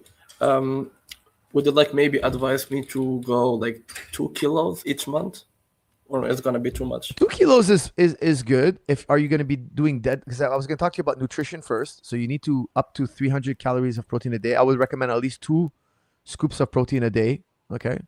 And sorry about the balloons. I made a gesture. It's fine. And you have your 2 protein scoops a day, and you have to be deadlifting and or squatting. Do you know how to I do do deadlifts that. and squats? Yeah, that's my This is very favorite important. exercise ever. Yeah, this is very important. If you're doing squatting, especially if you're squatting correctly and you're increasing in load and you're increasing your protein, you will see a significant amount of muscle gain. Absolutely. If you're at 300 grams of protein and you're squatting regularly, and you can use deadlift, but squat would be a little bit better. I have no doubt you will increase in muscle size. No doubt. Yeah, well, I kind of used to do that, like when I was in high school. My overall body got like stronger, but my arms like got like stayed a bit thinner. So that's But the issue. studies show that if you do squatting with upper body work, the squatting will help stimulate the size of your upper body because it triggers your hormonal, it triggers your testosterone levels. Okay, so they've measured people doing biceps and triceps and people doing squats and biceps. The group doing squats and biceps increased in bicep size more than the group doing triceps and biceps. Why? They speculated that it was the increase in testosterone. Okay, because you're triggering the largest muscle group and you have a lot of what we call the negative contraction. Going down on the squat, it increases more. You can carry a lot more weight going down than you can up. So because you're loading the elastic energy in the muscle, you can actually spring back a little bit stronger. So you're going to carry more weight in the squat than you would in a deadlift. The larger amounts of weight triggers more testosterone release in your body. Okay, so I would tell you that if you can do a squat and your technique is good, I recommend it. But I even recommend preferably box squatting. I don't know if you know what box squatting is. You can do a little research on how it's done. It's safer for the back. It's safer for the knees, and it gives you the same benefits as regular squatting. And I would tell you that with the protein, you're gonna gain. Because you're very young. You look very young. You will gain muscle size. I guarantee. 24. 24. You're very young. You have plenty of muscle to gain. I kind of have a question. Well, I've like done martial arts for 10 years now, and alongside like training fitness, and now I'm just like in a phase where I don't train much. I just want to ask you, I kind of like have too much like joints problem. Do you have like something to remedy against that, or? Well, look, I'll tell you, a joint problem is really about first try not to get injured in the first place. I have a whole series on that. Okay, it's strong and stable knees, strong and stable back, strong and stable shoulders. You got to learn the strong and stable principles in those videos. It's a very complex topic, so that's why I made videos about it. But I would tell you the number one thing is preventing injury, and you have to include stability work. Stability work is one of the major foundations of keeping your body healthy. I'm 46 years old. I wrestle every day. My joints are super, super healthy. I'm in very, very good shape, even though I do get injured periodically, but I prevent it with regular stability training. So the way I do it is every third or fourth week, I do a stability week. I do a week where I emphasize more stability training. There's other protocols you got to do, because I always in the system I talk about how maximal strength equals safety, how strength equals safety, how strength endurance equals safety, and how endurance equals safety. All these things contribute, but the one that contributes the most is stability, and that's why we do it on our kind of deload week. There's a whole system. There's many strategies you can go about, but this is a very strong strategy that I've used with many of my athletes, and it is very rare any of my athletes get seriously injured. Well, thanks very much. I got someone else to get to, but I appreciate your call, and I hope to see you in the next one. Thank you very much. Thank you. All right, Ali, you're up, man. Ask me anything. What's up, Coach? You all right? How are you? Where are you from? I live in Sweden. I'm originally from Iraq. All right, my man. Sweden, one place I would love to visit one day, inshallah. So tell me, my brother, what's your question or comment? I thought we'd talk about the fight. I'm really looking forward for it. Been waiting for this. I want a real challenge for Islam. Yes, this is definitely. Yes, go ahead. Yeah. My question is, Ian Garry, we know he's taller. He has some grappling experience. He's good striking. Is he the most well-rounded of his opponents, or would that be like Volkanovski, for example? He had, because of his stature, he was able to fend off Islam very well in his grappling. In my opinion, Volkanovski is the most well-rounded fighter Islam ever fought. But what Ian brings to the table that Islam hasn't, we haven't seen him fight in his career. Now you could say Hooker had a long reach, but Hooker is he's not a distance fighter. Okay. Hooker is a more get in your face. We're going to exchange. We're going to go back and forth. And he's a bit of a blood and guts fighter. Okay. Now he's long and lanky like Ian Garry, not as long, not as lanky. But Ian measures every millimeter. Ian's more calculated. Ian's more precise. Ian's going to try to maintain the distance throughout the fight. Whereas Hooker was not doing any of that. Okay. He wasn't managing distance. He was trying to pressure a Makhachev and disregarding distance. Okay, so I would tell you it's a much easier takedown. The Hooker fight was a much easier takedown than what we're going to see, I think, in 2 weeks from now against Ian Garry. Yeah. Coach, I wanted to mention to you, I know you're into philosophy. You have a philosophy degree, right? Yes, that's correct. Yes. So there's a philosophy Olympiad for high schoolers. I was the one who represented Sweden a year ago. There was a philosophy what? I'm sorry. Olympiad, you know, the science Olympiad. There was a philosophy Olympiad, and you were representing Sweden, correct? Yes, yes. I got an honorable mention, so I didn't win, but I got an honorable mention. Bravo, my friend. Thank you. Good for you. Thank you. So, you know, I share that passion with you. I thought I'd mention that. That's awesome, man. That's glad to hear. Thank you. Thank you for the call. Okay, my brother. Thank you for coming on. Appreciate it. Take care. All right, guys. I'm back in the chat. How do I call in? You use this link, my brother. I just punched it in again.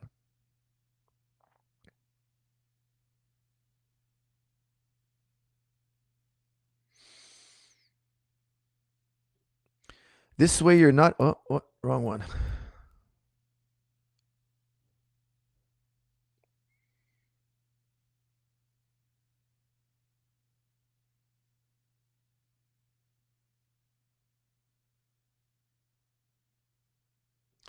Coach, how much time does it take to go from skinny fat to kind of muscular? That's from fat. Not too long, okay? But generally speaking, after the initial weight loss, it's usually water. After that, you kind of start losing about 1 pound of fat per week, not more. That's what you want to aim for, right? Because if you lose too much more, if you starve yourself, it's gonna backfire in the long run. Okay, you're gonna have a loss of energy. You're not gonna feel well. You won't be able to sustain it. Okay, so initially you might lose 5, 6, even 10 pounds. Depends how much water you're carrying. Okay, so if you're kind of tightening up your nutrition, which is the most important thing, you're going to lose weight maybe early on really fast. After that, it should be about 1 pound a week, not more.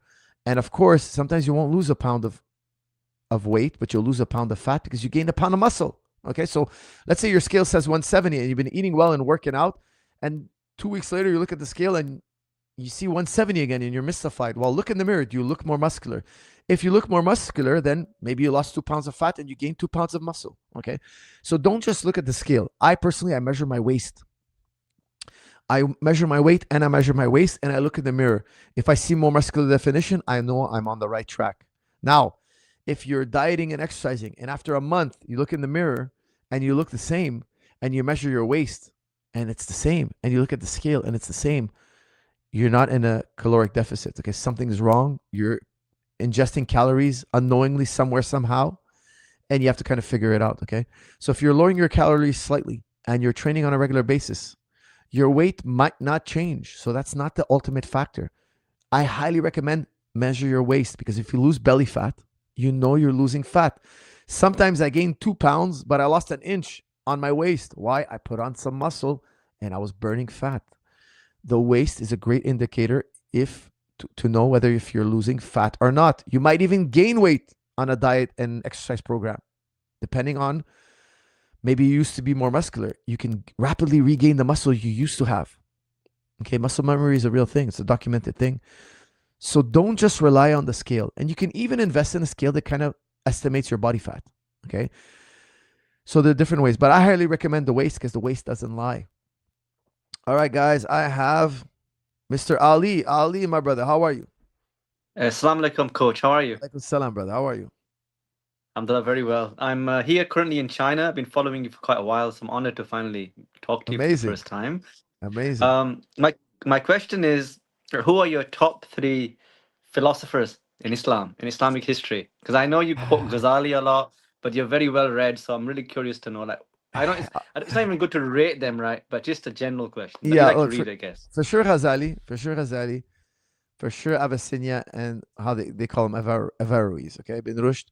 I would say those would be the 3 top. I think they influenced the world most, and they really dug the deepest, I would say.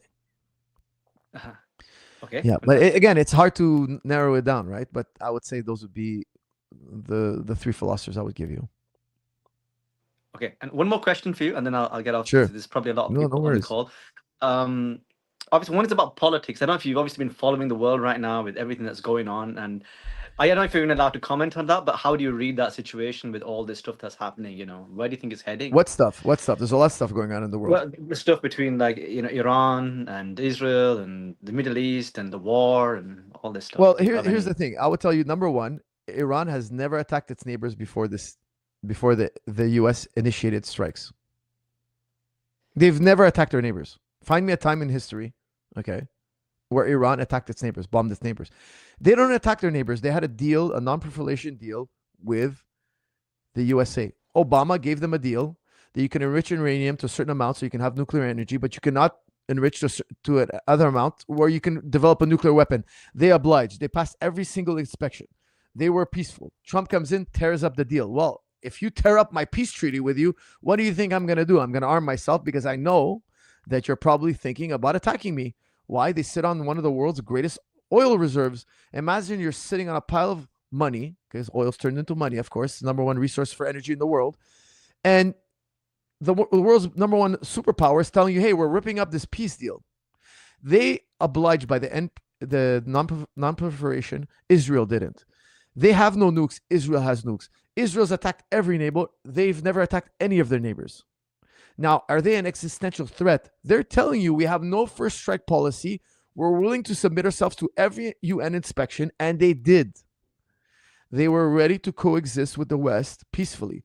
What did the West do? Trump tore up their agreement. Well, if you tear up my agreement that I'm going to be safe, for sure I want to arm myself. Israel does it. America does it. Now it's creating an arms race. Every country in the region, my friend, is telling themselves secretly right now, we got to protect ourselves from American aggression. They want our oil. And let me tell you something.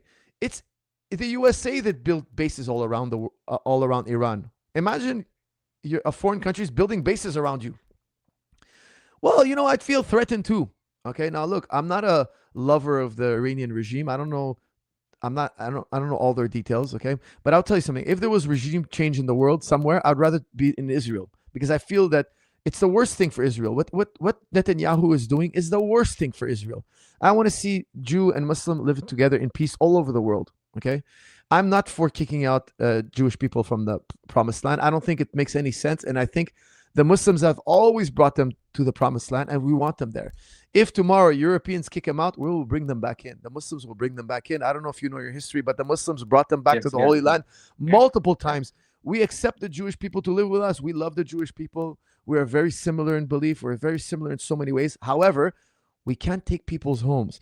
Not a Muslim take a Jew's home, not a Jew steal a Muslim's home. That's the issue. They pointed a gun at civilians' heads and they kicked them out of their homes to replace them with foreigners. If those foreigners have a right, well, the guy who's born here for generations, he has a right. So, some people tell me, well, no, they're Jordan, they're from Jordan. Do a DNA test. I'm ready. I'm ready to test my blood. DNA doesn't tell you what race you're from. It's not true. It tells you what region of the world you come from. There's no such thing as race. That's a construct we added on later on. Okay, but if you're African, we say you came from this region. That's really what it is. If you came from this region, we say you're African. If you came from this region, we say you're Asian. We added those labels. Why? Because there's difference in there's characteristical differences. What I'm trying to tell you is, you want to check our blood. We come from the Middle East. Now, if we check the Jewish bloods, Ashkenazi, they're going to come from Poland, Yugoslavia. But I still accept them as Jewish because Judaism is more than just genetics.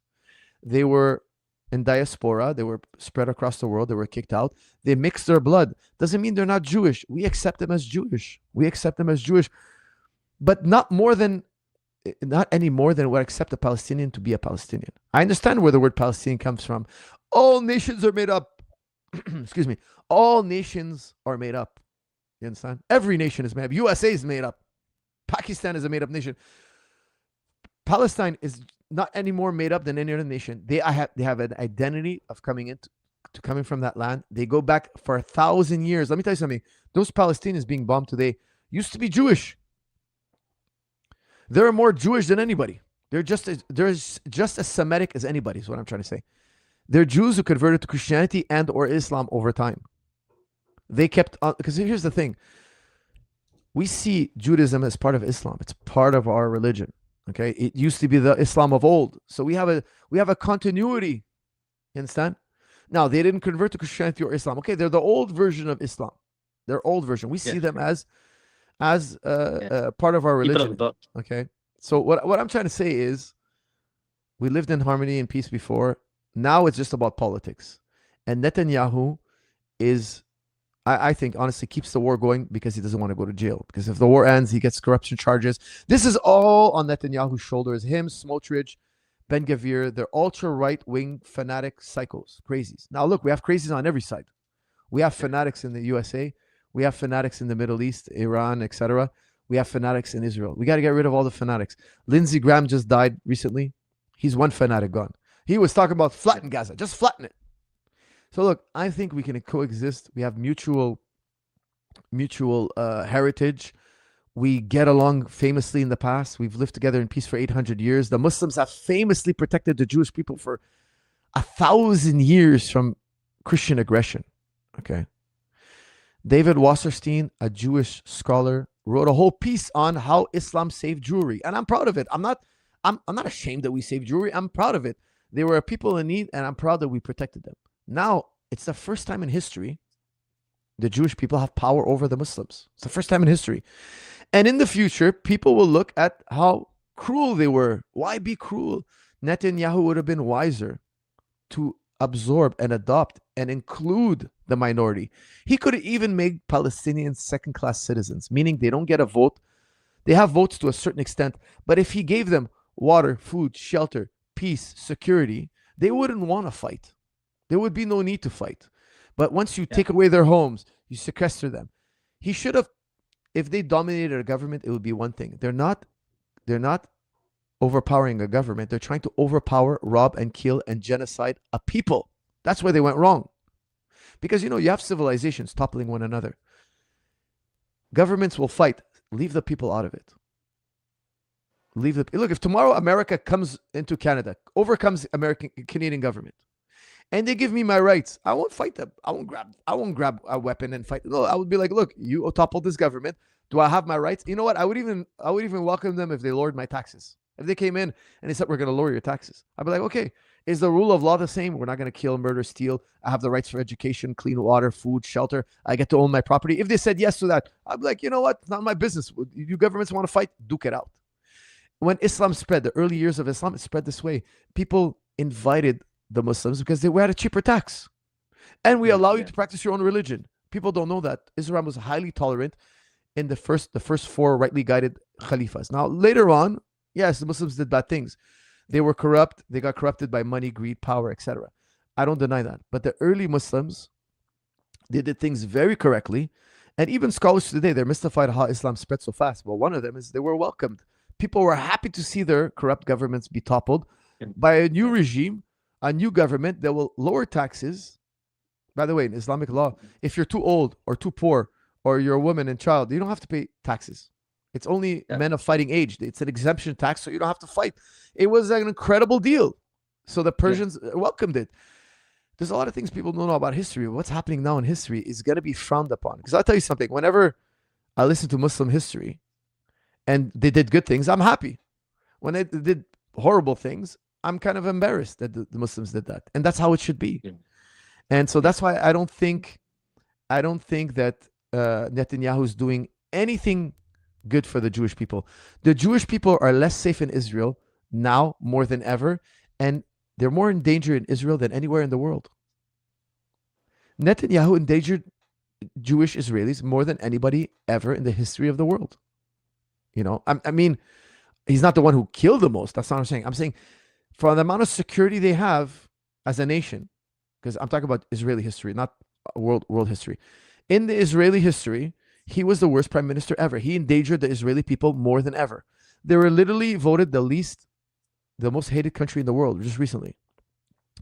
In Israel's history, Netanyahu has put them in the most danger ever. That's my opinion. If you're asking me my opinion, that's how I feel about that. Just one small thing is, actually, I'm in China now, and in Guangzhou, there's a mosque named after Sa'd ibn Abi Waqqas. So when Islam spread originally, there was the leader at the time here, they built a mosque, just a tributary to the Muslims here, so that they would wanted to welcome them. So what you're saying, it does make sense here in China, in certain regions that I've traveled around, because I've been here for about 8 years now. Any plans to come to China? I would love to. I was actually supposed to go there once for UFC, but then the show got moved. I'm actually was looking very, very much to go to China. I have I want to travel the world, but China's definitely on the map, and I've never been there, but I've heard so many great things. Yeah, I've been here for 8 years. I don't know if anytime you're gonna Really? host here, I'd be happy. 8 8 years? years here. Why you I been speak China for 8 Chinese. years? Did you get There's married? a long story, but I've been all around. Like what? So if you ever travel here, I'd be happy to host you. Inshallah. Inshallah, brother. If I'm ever, I'm gonna announce that on my channel. You write me a text on Around the the channel, chat. I'll drop a message. Inshallah. Inshallah, Have a brother. safe trip as well. Thank you, brother. Assalamu alaikum. Guys, by the way, if you want to jump on my channel, you gotta put a shirt on. Okay, guys. I don't know what kind of channel you think I'm running here, but please, if you want to pop on, you gotta have to put on a shirt, please. All right, guys. Next up, we have Kawan. Kawan, how are you? My friend, how are you? Good. You? Very good. It's a big honor for me to speaking to you, Coach. Thank you, man. I appreciate that. I've been following MMA for many, many years, like 15 years or something. And I have two questions for you.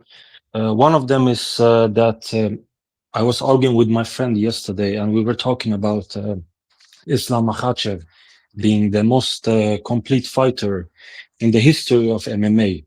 Like, what do you think about that? Like, if you compare it to other GOATs, like one of your best fighters, GSP, and maybe John Jones, and top 5 GOATs, you know, what do you think about Islam? He's definitely up there. Definitely. It's just hard to say who's the GOAT, who's the most well-rounded fighter, because you have GSP as well.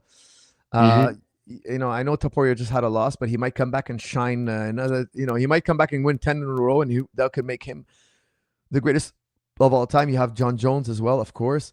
You have so many greats that kept fighting for too long, like Anderson Silva, like Fedor. Fedor was incredibly well-rounded as well. But definitely Islam's there, man. And if he walks away with only one loss ever, I mean, he could go down. I think it's just a little too early to say, but he is definitely one of the most well-rounded. If he wins this fight by KO, yeah, because the one knock is that he's always winning in one way, right? It's always by takedown, submissions, or decision by takedown. yeah. If he wins by KO, it could cement him as the most well-rounded fighter.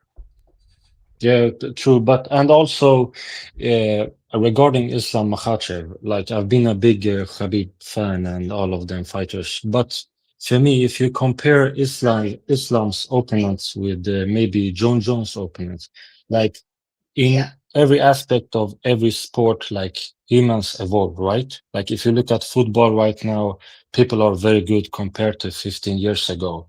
Like fighters evolve all the time. Right, Like, of course. how do you compare Islam Makhachev's previous opponents with maybe John Jones? I know John Jones had like how many title defense, but after 2 fights, he got title fight, right? And No, I Islam had like I maybe think he had 10 a few more fights. fights than that. I think John Jones had a few more than 2 fights. Okay. I actually helped train him for the Shogun fight, so he definitely had a few more fights than that. I can't remember exactly off the top of my head, but I think he had 3 or 4 actually. Yeah, but he got a title shot very early in his career. If you compare Islam. it They with definitely Islam. delayed Islam. They didn't want Islam as champion. They wanted other guys. They had other guys in mind. They had McGregor and all these guys, and they wanted to delay Islam as much because they didn't think he's so marketable. But after Khabib won and he rose to fame, it kind of shed a lot of light and shine on the Dagestani fighters, and Islam was more recognized, I would say. Yeah.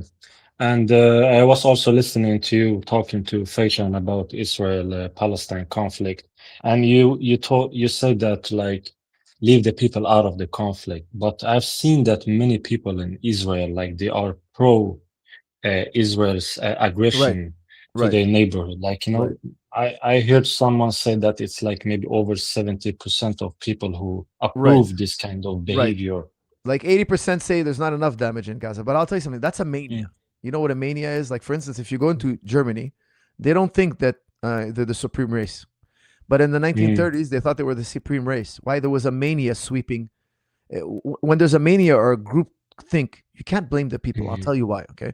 Imagine you're in 1930s Germany. If you start criticizing or having different opinions, you would end up in jail, killed, arrested, etc. The same thing is happening in Israel. If you criticize the government, if you protest against the movement, the fighting, the Gazans, kicking them out, because they're raised from young. You understand? They're raised from young. They're indoctrinated, and it's the same thing in the Arab world. You have a lot of indoctrination that has nothing to do with Islam. You have a lot of indoctrination that has nothing to do with Judaism.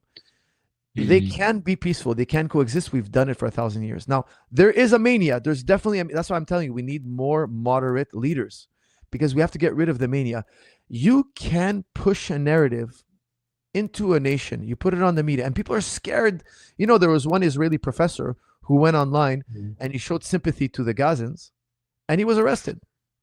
Why? They'll break the laws. They don't care. They'll arrest the guy. They'll knock on your door. They're swept by a mania. People are scared to vocalize their opinion. Now, of course, there are some protests. There are even young kids who are refusing to go to the IDF, but they're wildly unpopular. They're highly criticized. There's a mania sweeping the Middle East, and we have to be careful not to absorb this mania, not to let it filter into our hearts, not to let it filter into our minds. This is very important, because I'm very critical of them, but I could do it from a place of safety. If I was in the Middle East right now, and I wouldn't feel the freedom or ability to talk like this. That's why us in this position, we should talk about it more, because it's really we're combating ideas. We have enough food, water, land for everybody. There is no reason to subjugate one another. And we have very like-minded beliefs. So there's no reason for all this conflict. This conflict is very political. It has a lot to do with racism and superiority complex that came from Europe, etc. But at the end of the day, we need more moderate leaders. And in the future, they're going to have peace. Look, they said the English and the Irish can't get along. They said the Catholics and Protestants can't get along. The black and white can't get along. Now we all get along. In the future, Jew and Muslim will get along like we used to. Israeli and Muslim will get along. Palestinian will get along like we used to. Okay?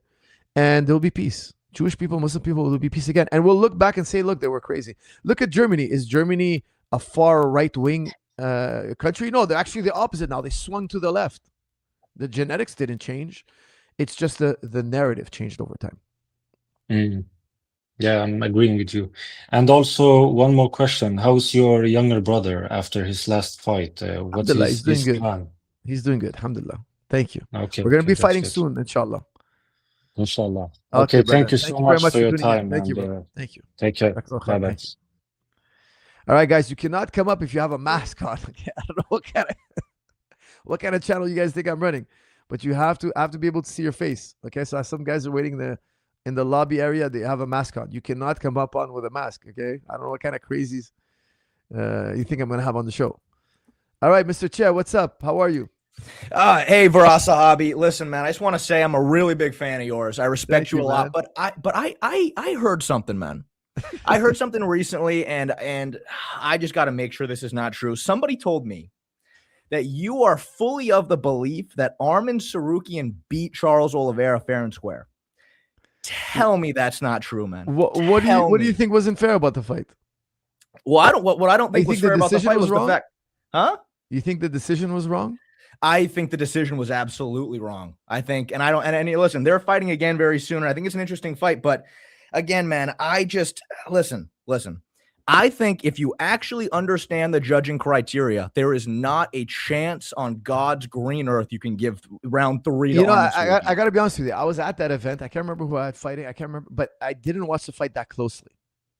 But I saw the darts at the end. It didn't seem fully locked in, and it's still aggression. It's still dominance. I'd have to go back and rewatch it. Now that you're saying that, I would be interested in going back and rewatch it. I haven't watched that fight in a long time, but I didn't hear a lot of people telling me it should have went the other way, to be honest with you. Well, listen, here's where I'm at, Zahabi. Obviously, as you know, and you said Charles Oliveira is very dominant. You said that Darth showed dominance. I think Oliveira is very good at showing dominance, right? I personally get a little intimidated by him whenever I see him on screen personally. You know what I mean? But I think that, look, you say that Darth wasn't really in. I mean, I think the reason it wasn't in was because Arman had to defend it, right? Yes, Arman it was aggression. Flattened out. He threw his arm back, right? Yeah. It was aggression, but I didn't feel like he was choking, because Oliveira said later, from what I understand, he said, I thought he was out. I thought he was out, if I remember correctly, but I didn't think he was out. I think he was defending it, and it wasn't, because you need the arm to be here to choke the guy. The arm was kind of here. So there's a lot of room here for the blood to flow. But it's definitely aggression on the part of Oliveira, and he's, at that point in time, in the dominant position, no doubt. That I'll give to you 100%.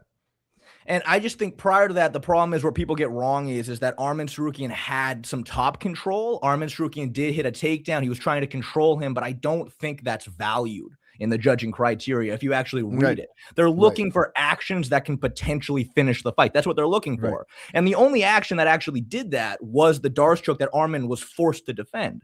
So, you know, I in agree my with you. mind, that's, to me, I don't think there's a question that he should have won that. I agree with you. Look, let me tell you something. In the rules, according to the rules, let's say me and you are fighting, okay? Yeah. And you're like really aggressive striking, and I'm moving around, and I'm grabbing you, and I'm holding you down, and it's a defensive action. I want to protect myself from your strikes. And when I get you down, I'm not doing anything. I'm just kind of holding on for dear life. I think the guy striking who got taken down should be winning, unless the guy who took you down is actually progressing, trying to pass or trying to attack with elbows, knee, punches. If he's just holding on because he wants to drain the clock, being on top is not enough. And I find that even though it's in the rules, they tell us that's in the rules, the judges never abide by the rules. If the guy gets a takedown and does nothing, they give it to the guy with the takedown. Why? They tell us in the rules you're not going to get the win that way. But then when you see the results, when they read the cards, you're not supposed to win if you're just doing a lay and pray.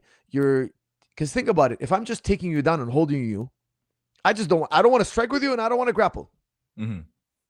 I won't even take a chance of lifting my arm because I'm scared you're going to jump a triangle, or you're going to start sweeping me, or you're going to start getting up to your feet. Like, that's pure defensiveness. But how many times have we seen a guy get on top, do very little, and win? It happens all the time. But even though against the rules, the rules are like we're gonna benefit the guy who's trying to push action. Well, listen, Ross, to talk about your analogy, I'd love for you to take me down, first of all. Second of all, you know, I agree with you in general, yes. However, you remember Jailton Almeida versus Volkov. Jailton Almeida had pretty much 100% top control with no damage, no submission attempts, no passing. And they did give it to Volkov, in fairness. I do agree the judges get it wrong sometimes. But, you know, even going back to Oliveira Sarukian, right? It was a split decision. One judge gave him that third round. So, I mean, I think, you know, and here's the thing, too. Because I think people reiterate your point a lot with that the judges get it wrong. So whatever, but I just feel like that's not I think the cope that, well, because the judges get it wrong, we should all just forget about it and not base fights based on the actual rules. I think it's very important that we keep this discussion going and we try to be very clear with, look, you have to be attacking the whole time. The criteria says top and bottom position fighters are judged for their actions, not their position. So, you know, that's kind of where I'm at with this. But it honestly sounds like you actually agree with me a lot more than I thought. I want to rewatch the fight. Now that you say all that, I want to rewatch the fight. But you know what I would honestly prefer is if they counted all 3 rounds as 1 round. Okay, interesting. Okay, it's way better. But it's way better. You still want the rounds to exist. They just judged all together. If you're asking me if I can have everything I want, no rounds, 15 minutes. Lock the cage, 15 minutes. Oh, but dude, okay, think about like Volkanovski versus Islam 1. That fight was incredible. But at the very end of round 1, Islam got to Volk's back. That might have been 25 minutes of a body triangle if the rounds weren't separated. Look, I agree. If there's no action, they might separate even from the back. You have to choke the guy. You have to have a legitimate attempt. It could have been. You could also a minute later have a submission win. You know, how many times did we interrupt this? Because here's the thing: people are always saying, "Oh, jiu-jitsu is not working." Well, you only have like, if you get the guy down in 2 minutes, you only have 3 minutes. Jiu-jitsu takes more time to develop. And if you look at Pride had a lot more submissions, a lot more fun fights because the first round was 10 minutes. There was a lot less stalling. Because let's say you take me down, okay? You take me down at minute 4. You finally get me down to the ground. I just got to stall for a minute. But if we're in a 10-minute rounder, I got to stall 6 minutes. That's not easy to do, you know? So there's too much stalling because the clock is your friend and you can kind of manage the clock. But look, even if it was 3 rounds, count it was round. Because think about it. Let's say I beat you by a little bit in round 1. I beat you by a little bit in round 2. Then round 3, you figure me out and you kick my ass. I still win. But really, if you look at it as a whole, you should have won. Yeah, I agree with you. I think the only reason why I like the individual rounds is because it's almost like in a 5-round fight, you almost have 5 individual fights in one, right? So you get a way bigger sample size. You know, it kind of takes away from like a potential fluke. You know what I mean? You're the way better fighter, but you know, maybe I can clip you, and then all of a sudden that was the biggest action of our 15-minute fight, and I win the fight for that reason. But the individual rounds, again, it gives you a sample size. We have to reset 5 times. I have to go and use my skill set against you 5 separate times now to show why I'm better than you. And we're resetting. We have to start fresh. You know what I mean? I'm not just going to, again, potentially get to your back at the very end of, the 5-minute mark, and I'm just going to hold a body triangle and, do just enough to stay on there. You know what I mean? That would kind of be my thought process, at least. But you remember the Pride days, don't you? Did you watch Pride, or you're too young? You're too young to watch Pride. How old do you think I am? You're young. You're in your early 20s, so you were a kid. Yeah, I mean, okay, yeah, no, I don't have as much experience with the Pride days. No, I don't. Okay, you got to go back and watch the Pride. I'm telling you, the shows were magical. UFC bought them out. Yeah, took the fighters, scrapped the rest of the show. Okay, they took the fighters. They bought them out, but it was magical, man. I'm telling you, it was magical. You had these incredibly entertaining fights, and it was one round of. It's crazy. 1 round, 10 minutes, 1 minute break, then a 5-minute round. Okay, fair enough. But the 10-minute round was so special because you saw so many great grappling exchanges. Like, you would actually see subs. You would actually see the fight develop where the grappler could showcase his skill. Like, Sakuraba had his heyday in Pride. He wouldn't have done so well in UFC because he's a grappler, right? He gets you on the ground. He finesses into a sub. He wouldn't have had the time. It was such a magical time. I just think that we're kind of shooting ourselves in the foot by making the rounds so short because, you have 5 individual fights, but the grappling is always being interrupted. Yeah, for sure. Yeah, and no, that makes a lot of sense. And I will check that out because that does sound interesting. I am curious, though, on that point, because a lot of people bring up the fact, like jiu-jitsu gets completely neutered because of the individual, the very short time. But do you think that has more to do with jiu-jitsu as a whole, just how the sport works? Or is that because of the fact that generally in most high-level jiu-jitsu competition, like ADCC, you've got a 20-minute straight match. You know what I mean? Yeah. So a 20-minute match, that kind of takes away from a fighter's ability to scramble and really push a pace and really go for it. Like the UFC BJJ now, it's 5-minute rounds, which I think kind of forces a lot more action. Do you think if the rule set of jiu-jitsu changed, that would actually fix that problem? I think the bowl is what makes the biggest difference because the thing is, here's the problem with jiu-jitsu. They haven't figured out how to stop stalling. Wrestlers have figured it out. So in wrestling, if I score 2 and you score 2, but I scored first, I win. So they incentivize you to score first. You understand? In jiu-jitsu, if I score 2, you score 2, it's a draw. No, we could. No. You incentivize me to score first. Incentivize me not to back up. And incentivize me to engage. So in wrestling, if I throw you and I miss, they don't give you any points. It's a miss throw. Whereas in jiu-jitsu, if I try to throw you and you're on my back, well, you win. So I'm not saying that I would do miss throws in jiu-jitsu. All I'm saying is wrestling has figured out how in 3 minutes you can get tons of action. They've refined the rules. The jiu-jitsu world has not figured it out. Now the UFC, the bowl, when they started doing grappling in the pit, Karate Combat started featuring jiu-jitsu matches, and the pit was amazing. Why? Because if you back up, you're on this inclined plane and you can fall, and now the guy's on top of you. It incentivizes you to engage and not back up because you have a major disadvantage. Whereas in ADCC, if you back up, they restart you infinite amount of times. It's like when I'm in trouble, I just go out of bounds. The bowl made it amazing, and they have a 10-8 must system instead of counting points, because look, if I mount you, I'm going to stall the rest of the fight, and you see that a lot. Whereas if it's a 10.8 10-point must system, I mount you, I got to still be impressive, because if the guy gets out and maybe does something, they might interpret it. So it made the fighters fight more aggressively, and the bowl, I think, was the ultimate. The pit is the ultimate arena for jiu-jitsu. Anything else is going to kill the sport. They found a great format because the jiu-jitsu matches now are far more entertaining. So do you think that, if jiu-jitsu was built on how UFC BJJ does and athletes were developing through that, you know what I mean? Where it is a 10-8 must system where you only have 5 individual rounds to work in it, guys are scrambling more, guys are pushing a pace. Do you think if jiu-jitsu was built on that, we'd see it have more success in MMA? Yeah, I think so. And if MMA was done in a pit, you wouldn't even need 15 minutes. Yeah. Guys would get finished all the time.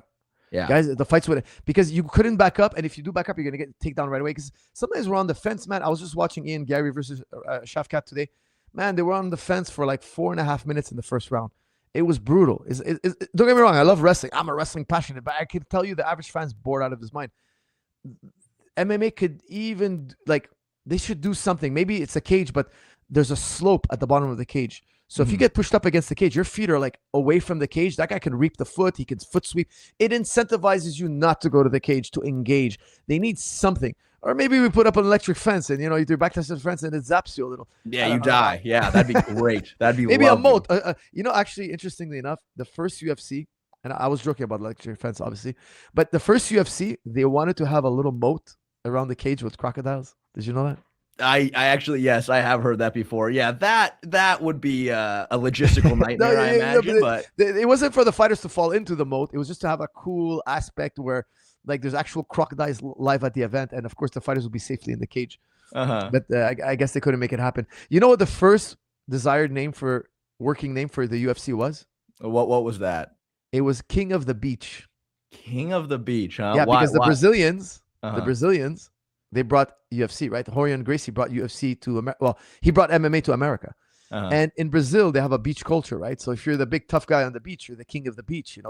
The jiu-jitsu guy is the king of this beach. They go to that area, they know that guy's the boss. So he wanted to bring this culture where, look, whoever wins, he's the king of the beach.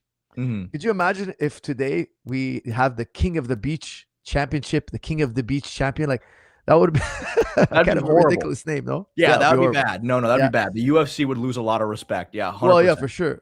But think about it. They didn't have a long-term vision. They didn't know this thing was going to grow to a mainstream sport. Even Ultimate Fighting Championship is kind of like, it's kind of like weird. It should be professional MMA or something cool, something like more, like NFL. They, definitely. Like, even Ultimate, like, they didn't think it was going to go this far, this crazy. And now look, we're talking about the more minutia of the rules. Like, it's going to get there. It's going to keep evolving. But you know how government is.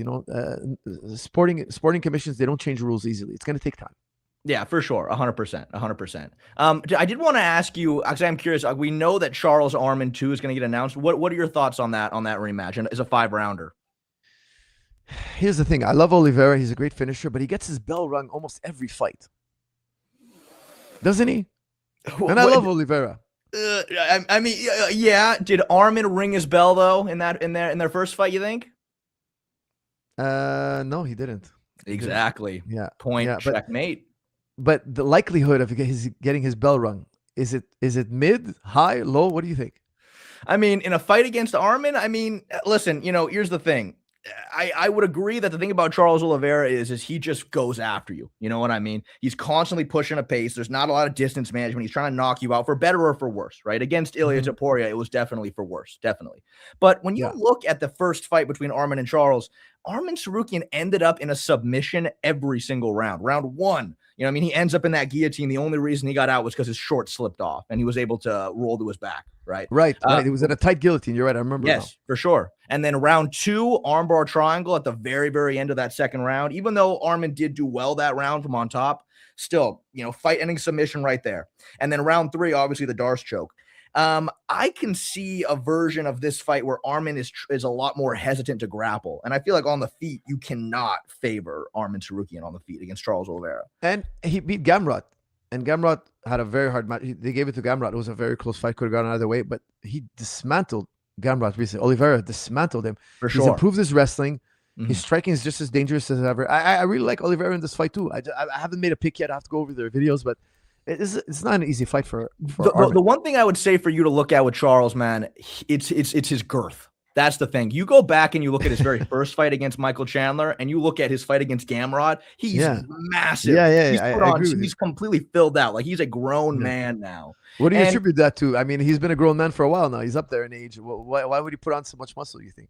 Well, I mean, dude, look at the difference between the first Michael Chandler fight and the second Michael Chandler fight. The very first Michael Chandler fight, there was barely any like offensive wrestling from him in that fight. He didn't look very strong in that fight. And then all of a sudden in the rematch, he's hitting underhook knee taps. He's hitting double legs. He's, and you look at it against Gamrot, body lock, picked him up. You know what I mean? From the bell, he took down Michael Chandler. Yeah, for sure. And I just think, to me, it's the girth. That's kind of where I'm at for Charles Oliveira. I think that he, before he was very lanky. He wasn't as filled out as he is now. And I think obviously too, not a lot of guys have made Justin Gaethje's tongue go numb in the octagon. Justin Gaethje said himself, when Oliveira's appendage connected with his mouth, it went numb. That was literally Justin Gaethje's words, and that was from a straight right hand from Oliveira. I just think, I mean, you know, listen, Arman Sarukian worries me because I think he's only like 29 years old. He's been looking very phenomenal at RAF, and he's been taking jiu-jitsu match. I think he's improved a lot. But I could just see him not wanting to grapple with Oliveira because of the danger that's there for him. And I think on the feet, I think you have to give it to Oliveira there. Oliveira, I'll give it to him on the feet just because of his experience, but he does get sometimes like just cracked and dropped like a sack of potatoes, man. You know, he's just inconsistent. He's inconsistent. I love the guy. I'm a huge fan. He's just inconsistent. He's hot and cold. Whereas Armin's protected himself consistently throughout his entire career. Well, can you give me a good example of Charles getting cold in a fight?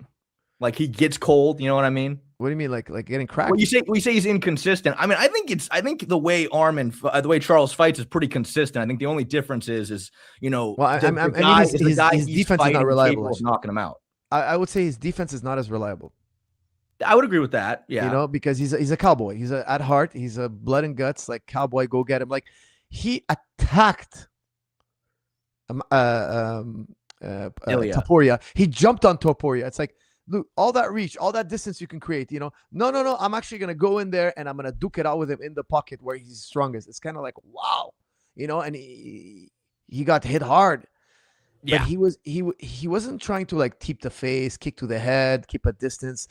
Pick and poke, stick. No, and he was like, let's get in the fire and let's do this, blow for blow. It's kind of crazy to me. It's kind of crazy. Whereas Armin would have been much more calculated. I absolutely agree. The Topuria fight, he did not approach that fight very well at all. But I think he is consistent in how he fights. You know, I think he's always reckless. He's always going after you. He's always trying to knock you out. And again, for better or for worse. But I really can't favor an Arman Sarukian there.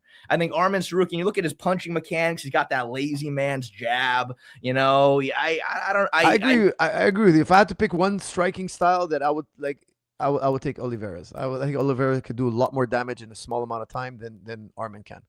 Okay. Defensive responsibility. I think Armin. No. Honestly, we completely agree. I just wanted to get on the same page about that. I haven't been able to hear the stream prior about your thoughts on Islam, Ian Garry. I'm picking Islam. I think Islam gets him to the fence and takes him down, or takes him down and in the center of the octagon with some kind of leg attack. I think Ian doesn't have that one punch KO power. Okay. So he's going to have to trade a lot. Look, he has great volume. He has great skill and great volume, but he's going to have to hit Makhachev many, many times. And as he's peppering Makhachev and he's exchanging with him, Makhachev is going to get in the legs or he's going to pin him on the fence, and from the fence, he's going to get him down. But I do think it's going to be a very difficult fight. What do you think? Did you rewatch Islam versus Dustin Poirier? Yeah, I've watched many times. I think people honestly kind of overstate the struggling that Islam had in that fight. You know, a lot of people, they like to think that fight was a very close back and forth war. I think Islam honestly comfortably won, but he did have moments of struggling. You know, Dustin Poirier did defend a number of takedowns. And I mean, why do you think he was able to do that? May I ask? Dustin's defending the takedowns? I mean, just in general, you know what I mean? I mean, obviously we've seen Islam Makhachev just like JDM stood no chance pretty much. Yeah. Right?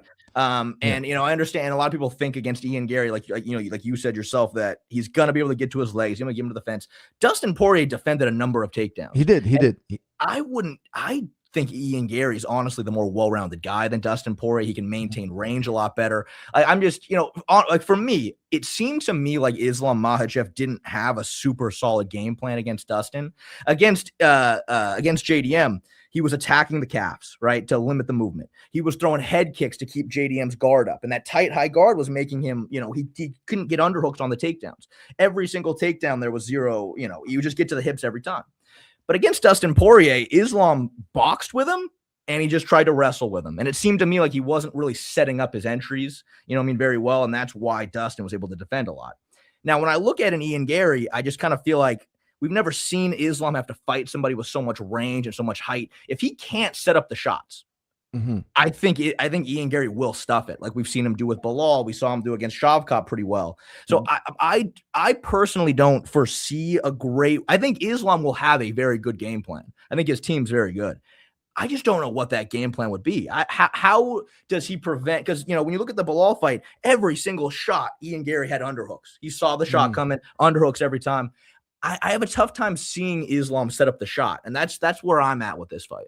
Here's the thing: is you're right. It's not going to be an easy takedown, but Islam knows how to deal with underhooks. He knows how to. He's going to shoot. He's going to get underhooked. He's going to go to the second, third effort, fourth effort. Whereas Bilal, he didn't grow up wrestling, right? So he shoots the first effort. The second effort is not necessarily as quick. So I think if Ian gets to the underhook, Islam's going to inside trip, and he has an incredible inside trip. So there's a lot of follow-ups that Islam has that I don't think Bilal necessarily has time to develop, because he didn't grow up wrestling. So there's that. And the other thing is, like, Ian has to win 3 rounds at least.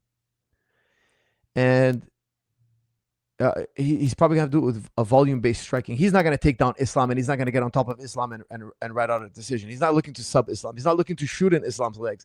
He has one path to victory. He's got to pick and poke, stick and move, and keep Islam at bay for at least 3 rounds. That's the minimum he has to do. Of course, if he does it for 5, he wins. But I'm saying if he does it for 3, he wins, right? That's the minimum he needs to do. Can he get to 3 rounds, sticking and moving, and keeping Islam at bay? I think it's going to be tough. Why? Because you're going to have to hit Islam numerous times. And every time he tries to hit Islam, it's going to end up in some kind of wrestling exchange. Because Islam is very difficult to hit. And the more you try to punch him, the more chances he has to grab onto you. Yeah, I hear what you're saying. I definitely think Islam is the way better grappler than Ian Garry for sure, skill for skill. I'll be honest with you, though. I'm surprised that you believe Islam Makhachev's a better wrestler than Bilal Muhammad. Like, straight up wrestling. Oh, of course. There's no doubt in my mind. No doubt in my mind. I think he's a better wrestler. I think Bilal would tell you that himself. He learned wrestling from them. He learned wrestling from hanging out with Khabib. I mean, he was wrestling before, but they helped develop his wrestling even better. There's no doubt Islam has more experience and years of wrestling than Bilal Muhammad. I foresee Islam as much more of a judo guy, much more judo, much more sambo. Like, when I'm looking pure, like when you were bringing up Shane wrestling, I have, like, dude, when Bilal fought Leon Edwards, there were so many moments where he'd shoot the double, and then, Leon would defend. He'd switch to the high crotch, pick him up, dump him on his head. Or, he'd go double, Leon get the underhook, he would go knee tap and run him over. Frankly, or, even like the Jack Della Maddalena fight, there was a moment where Jack Della tried to go knee tap underhook on Bilal, and Bilal lat dropped him. But he ultimately couldn't take JDM down, right? He ultimately couldn't take JDM down. He took him down briefly. But I mean, he couldn't stick the landing and hold him. And Islam did it repeatedly. Well, but I would argue it was less about the pure wrestling skills. I would argue it was way more about the setup prior. I would argue that it was way more about, again, using the calf kicks to limit the movement, the high kick to keep the guard up. Whereas, when Bilal would start moving forward with punches against JDM would start dropping his hands. He would start dropping his hands and only relying on head movement to avoid the punching, have the underhooks for the takedowns, right? But again, Islam, his game plan was built up perfectly to prevent all that. But I don't think that's better pure wrestling. And the truth is, though, Bilal did actually take JDM down. He held him down. JDM was able to briefly kind of lever scramble up. But he did flatten him. But I honestly think I see better chain wrestling from Bilal Muhammad. I think for Islam, I think he's a way more well-rounded fighter. So I think he's able to use his striking to set up his takedowns better. I think on the ground, his submissions are way better than Bilal's. Obviously, he's got the foot sweeps and things like that. But again, I just keep coming to this problem of, it's tough to use this as a solid example because Islam only had a day's notice for this fight. But Renato Moicano was clearly the taller, longer guy. And on the feet, Islam he seemed very goofy closing the distance. He was kind of running into jabs. He was kind of struggling hitting on the inside. Of course, he eventually just shot the double and it was over like that. But now we're looking at Ian Garry. You know what I mean? Way better footwork, 6'3", very well-rounded. Like, I don't think the fight's over if he gets a single takedown, No, it's not over, but it could be the start of him zapping Ian's energy, crushing him a little bit, and wearing him out. Then it's going to be easier and easier to get more and more takedowns, right? In theory, could be the case. I have a tough time seeing. I don't know what Islam's game plan is going to be on the feet to get on the inside and close the distance. You think he's just going to like shoot halfway across the octagon? That's his first shot, like Habib No. Connor? He's going to time it. He's going to be patient. He's going to wait for an opening. He's going to shoot hard. But listen, man, I really appreciate having you on. I got a long list of other guys that I got to pop on here. I'm going to end this podcast. Okay, but I appreciate it, man. It was fun talking to you. Yeah, Thank you too. very much. I really enjoyed it. Thank you. All right, bye-bye. All right, Mr. Lost Soul, how are you? Yo, what's up? So who do you have as the welterweight GOAT? Look, I'd have to say GSP. Of course, I'm super biased, but other than GSP, it would be Makhachev. Islam? Yeah. What's he done? Well, he hasn't done it yet. I think he's gonna be the GOAT because other than that, I would say Usman. But I think he's on his way to being the welterweight GOAT after GSP. If you ask me, I think he's gonna beat Ian Garry. Okay, and he'll beat. I think he beats Morales and Pratis easier than he fights. I think Ian Gary's the hardest fight. Him and Shafkat, but Shafkat's out right now, so we're not gonna consider him too much right now. Ian Gary's the hardest one, the hardest fight. If he beats Ian Garry, I think he's gonna do Morales and Prates, and those two fights are gonna be easier, and then he's gonna be GOAT status. Maybe he's gonna be, he's gonna be in the contention. See, the thing is, like, I know GSP's your guy, but like, if we just look at competition beaten, like, it's kind of not all that from GSP. Who? GSP won the belt in the golden era of welterweight. The golden era of welterweight. The most. You forget Matt Hughes. You forget how long Matt Hughes was on a win streak. He dethroned Matt Hughes. He beat Frank Trigg at the time. Look, if you look back now, they wouldn't last today. Yeah, but that was a different era. That was a totally different era. Of course, we've improved in training methods, etc. The sport has evolved. But at that time, Frank Trigg, Matt Hughes, BJ Penn, they were unbeatable. Those guys were crushing everybody in the division. Yeah, look, me personally, I don't think there's a welterweight GOAT. I think it's GSP and Usman. And I think that, like, it has to be, like, I think if Ian beats Islam, he's like top 3 at welterweight all time. But if Ian beats Islam? Yes. Why would he be top 3? Why would he surpass a Matt Hughes? Okay, beat one Why win. would he surpass a Kamaru Usman, let's say? Okay. Go ahead. One win over Islam is, like, let's just be honest, better than, like, I know this sounds disrespectful, but it's, if you look at everything else Ian's done, he has Prates, Bilal, MVP. If he beats Islam, quality beats quantity, like, a lot of the time. Like, GSP's entire resume does not compare to, for example, right? Neil Magny, like, is like, let's be honest, like, not like the best win ever. And Neil Magny has a win over Carlos Condit, which is one of GSP's title defenses. Islam is like a billion times better than Carlos Condit. And it's like, how are we going to, like... Yeah, but you're forgetting one thing. No offense, okay? You're forgetting one thing. George fought Condit at his prime. Condit slipped off after, and fighters slip off, okay? So let me just say one thing. Just one thing. I'll let you chime in. George beat 3 generations, okay? He beat Matt Hughes, BJ Penn. He beat the Carlos Condit generation, he was champion WEC, came into UFC, won the title, interim title, then fought George St. Pierre. He beat Nick Diaz, which was the Strikeforce champion. You have to remember, at that time, those were the most dominant welterweights. George beats him handedly. And then he beats Hendricks. Hendricks mopped the floor with the division. He fought George and he beat him. Controversial win, sure, but he still beat that generation. Then he comes back to be middleweight champ. So what I'm trying to tell you is, Ian Garry, the top guy he's beat, who is it? Who do you think is the toughest guy he's ever beat? Well, I'm not saying right now. I'm saying if he beats Islam, but Bilal is... Hold on a second. If he beat Bilal Muhammad never defended his title. He won his title, then didn't defend it against JDM. And JDM now is on a losing streak. What I'm trying to say is, yes, Neil Magny, he beat Carlos Condit, but Carlos Condit, he was coming in for a paycheck. He was far past his prime. You can't say, look, I could beat Anderson Silva today. It doesn't mean I took away his greatness. He was at one point the best fighter, pound for pound, arguably. And then he goes on to lose to guys who will never do what he did. Doesn't mean that those guys are better than him. They're better than him now that he slipped off, but they never reached the heights that he had. Okay, so when did he lose to Condit? He lost to Condit he lost to Magny in 2017. So I don't know if we could say that he was so past his prime. I know that sounds crazy, but like the welterweight, like the division just improved. And I think that, yeah, he was past his prime, but still, like, someone on Magny's caliber. Magny's good and all. He's okay. He's not, I wouldn't say he's like good, but what's his name? Bilal. Yeah, but Bilal, let's be honest. Like, Bilal is like a better fighter. A better fighter and has a better resume than like pretty much anyone GSPB. Like, it's not but the sport evolves. Like, let's just be honest here. If Ian beats Islam, like, Islam is top 2 all time on like the entire GOAT list. It's him and John Jones. So if you beat someone on that caliber, unless you have GSP there, but if you beat someone on that caliber, it's like we have to stop pretending that like, oh, Can I ask you what's Bilal's record right now? What's his last 5 fights? Can you look at his last 5 fights? he beat Yeah. Leon Edwards. He beat Leon Edwards. That's He what beat better- Leon Edwards, and then what happened? He lost to. Bro, Hold if on. you do that way bad. Listen, it's I just love Bilal. He's a bad. great fighter. He beat Leon Edwards, who's also had a losing streak. Okay. Then, because I'm doing your MMA math here. Then Bilal lost to JDM, and then he lost to. Hold on a second. He lost to Ian Garry. Then he lost to Bonfin. Okay. So you're saying that he's the measuring stick. He's also on a slide, unfortunately. Okay, because I love Bilal. He's a great guy.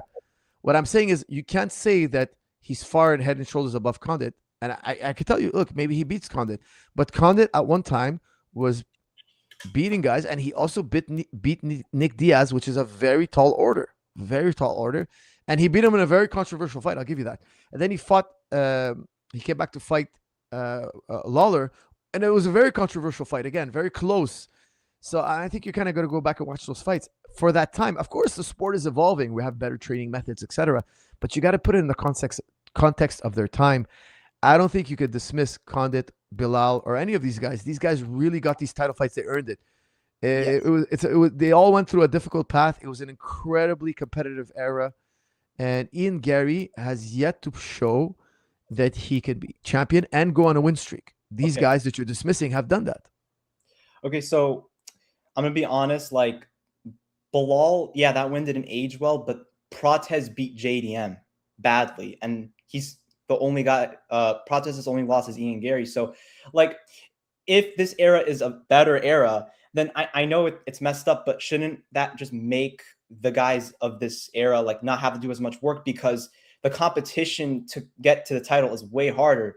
So it's like, if this era is a better time, then when we're talking about the greatest of all time, and we're in a superior time, then shouldn't that translate to Ian being up there if he beats Islam? Like GSP's wins just don't measure up. If Condit was training in our time, he'd be better than he was in his time.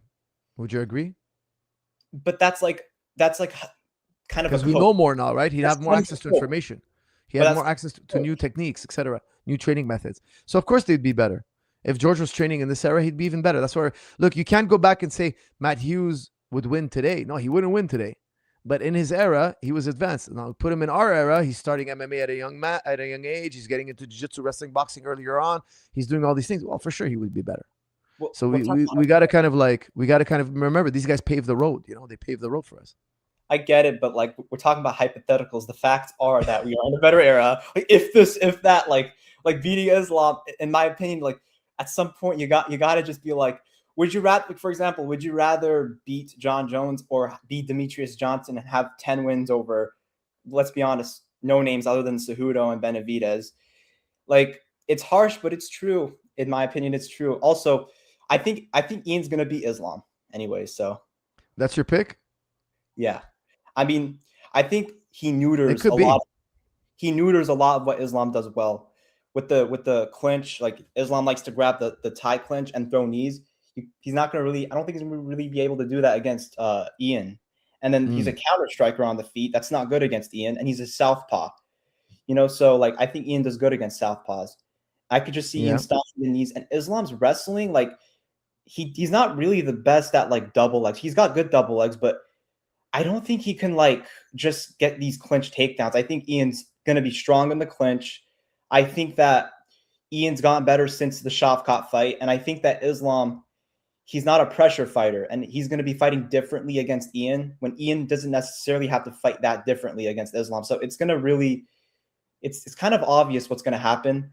And I'm pretty good. I'm going to be honest. I'm pretty good at picking underdogs. I called Gaethje and Strickland. So people should take it seriously, you know? Yeah, I think look, it's not out of the realm of possibility Ian wins. I think it's going to be highly contested. It's going to be a difficult fight. It's going to be Islam's toughest challenge. I have no doubt in that.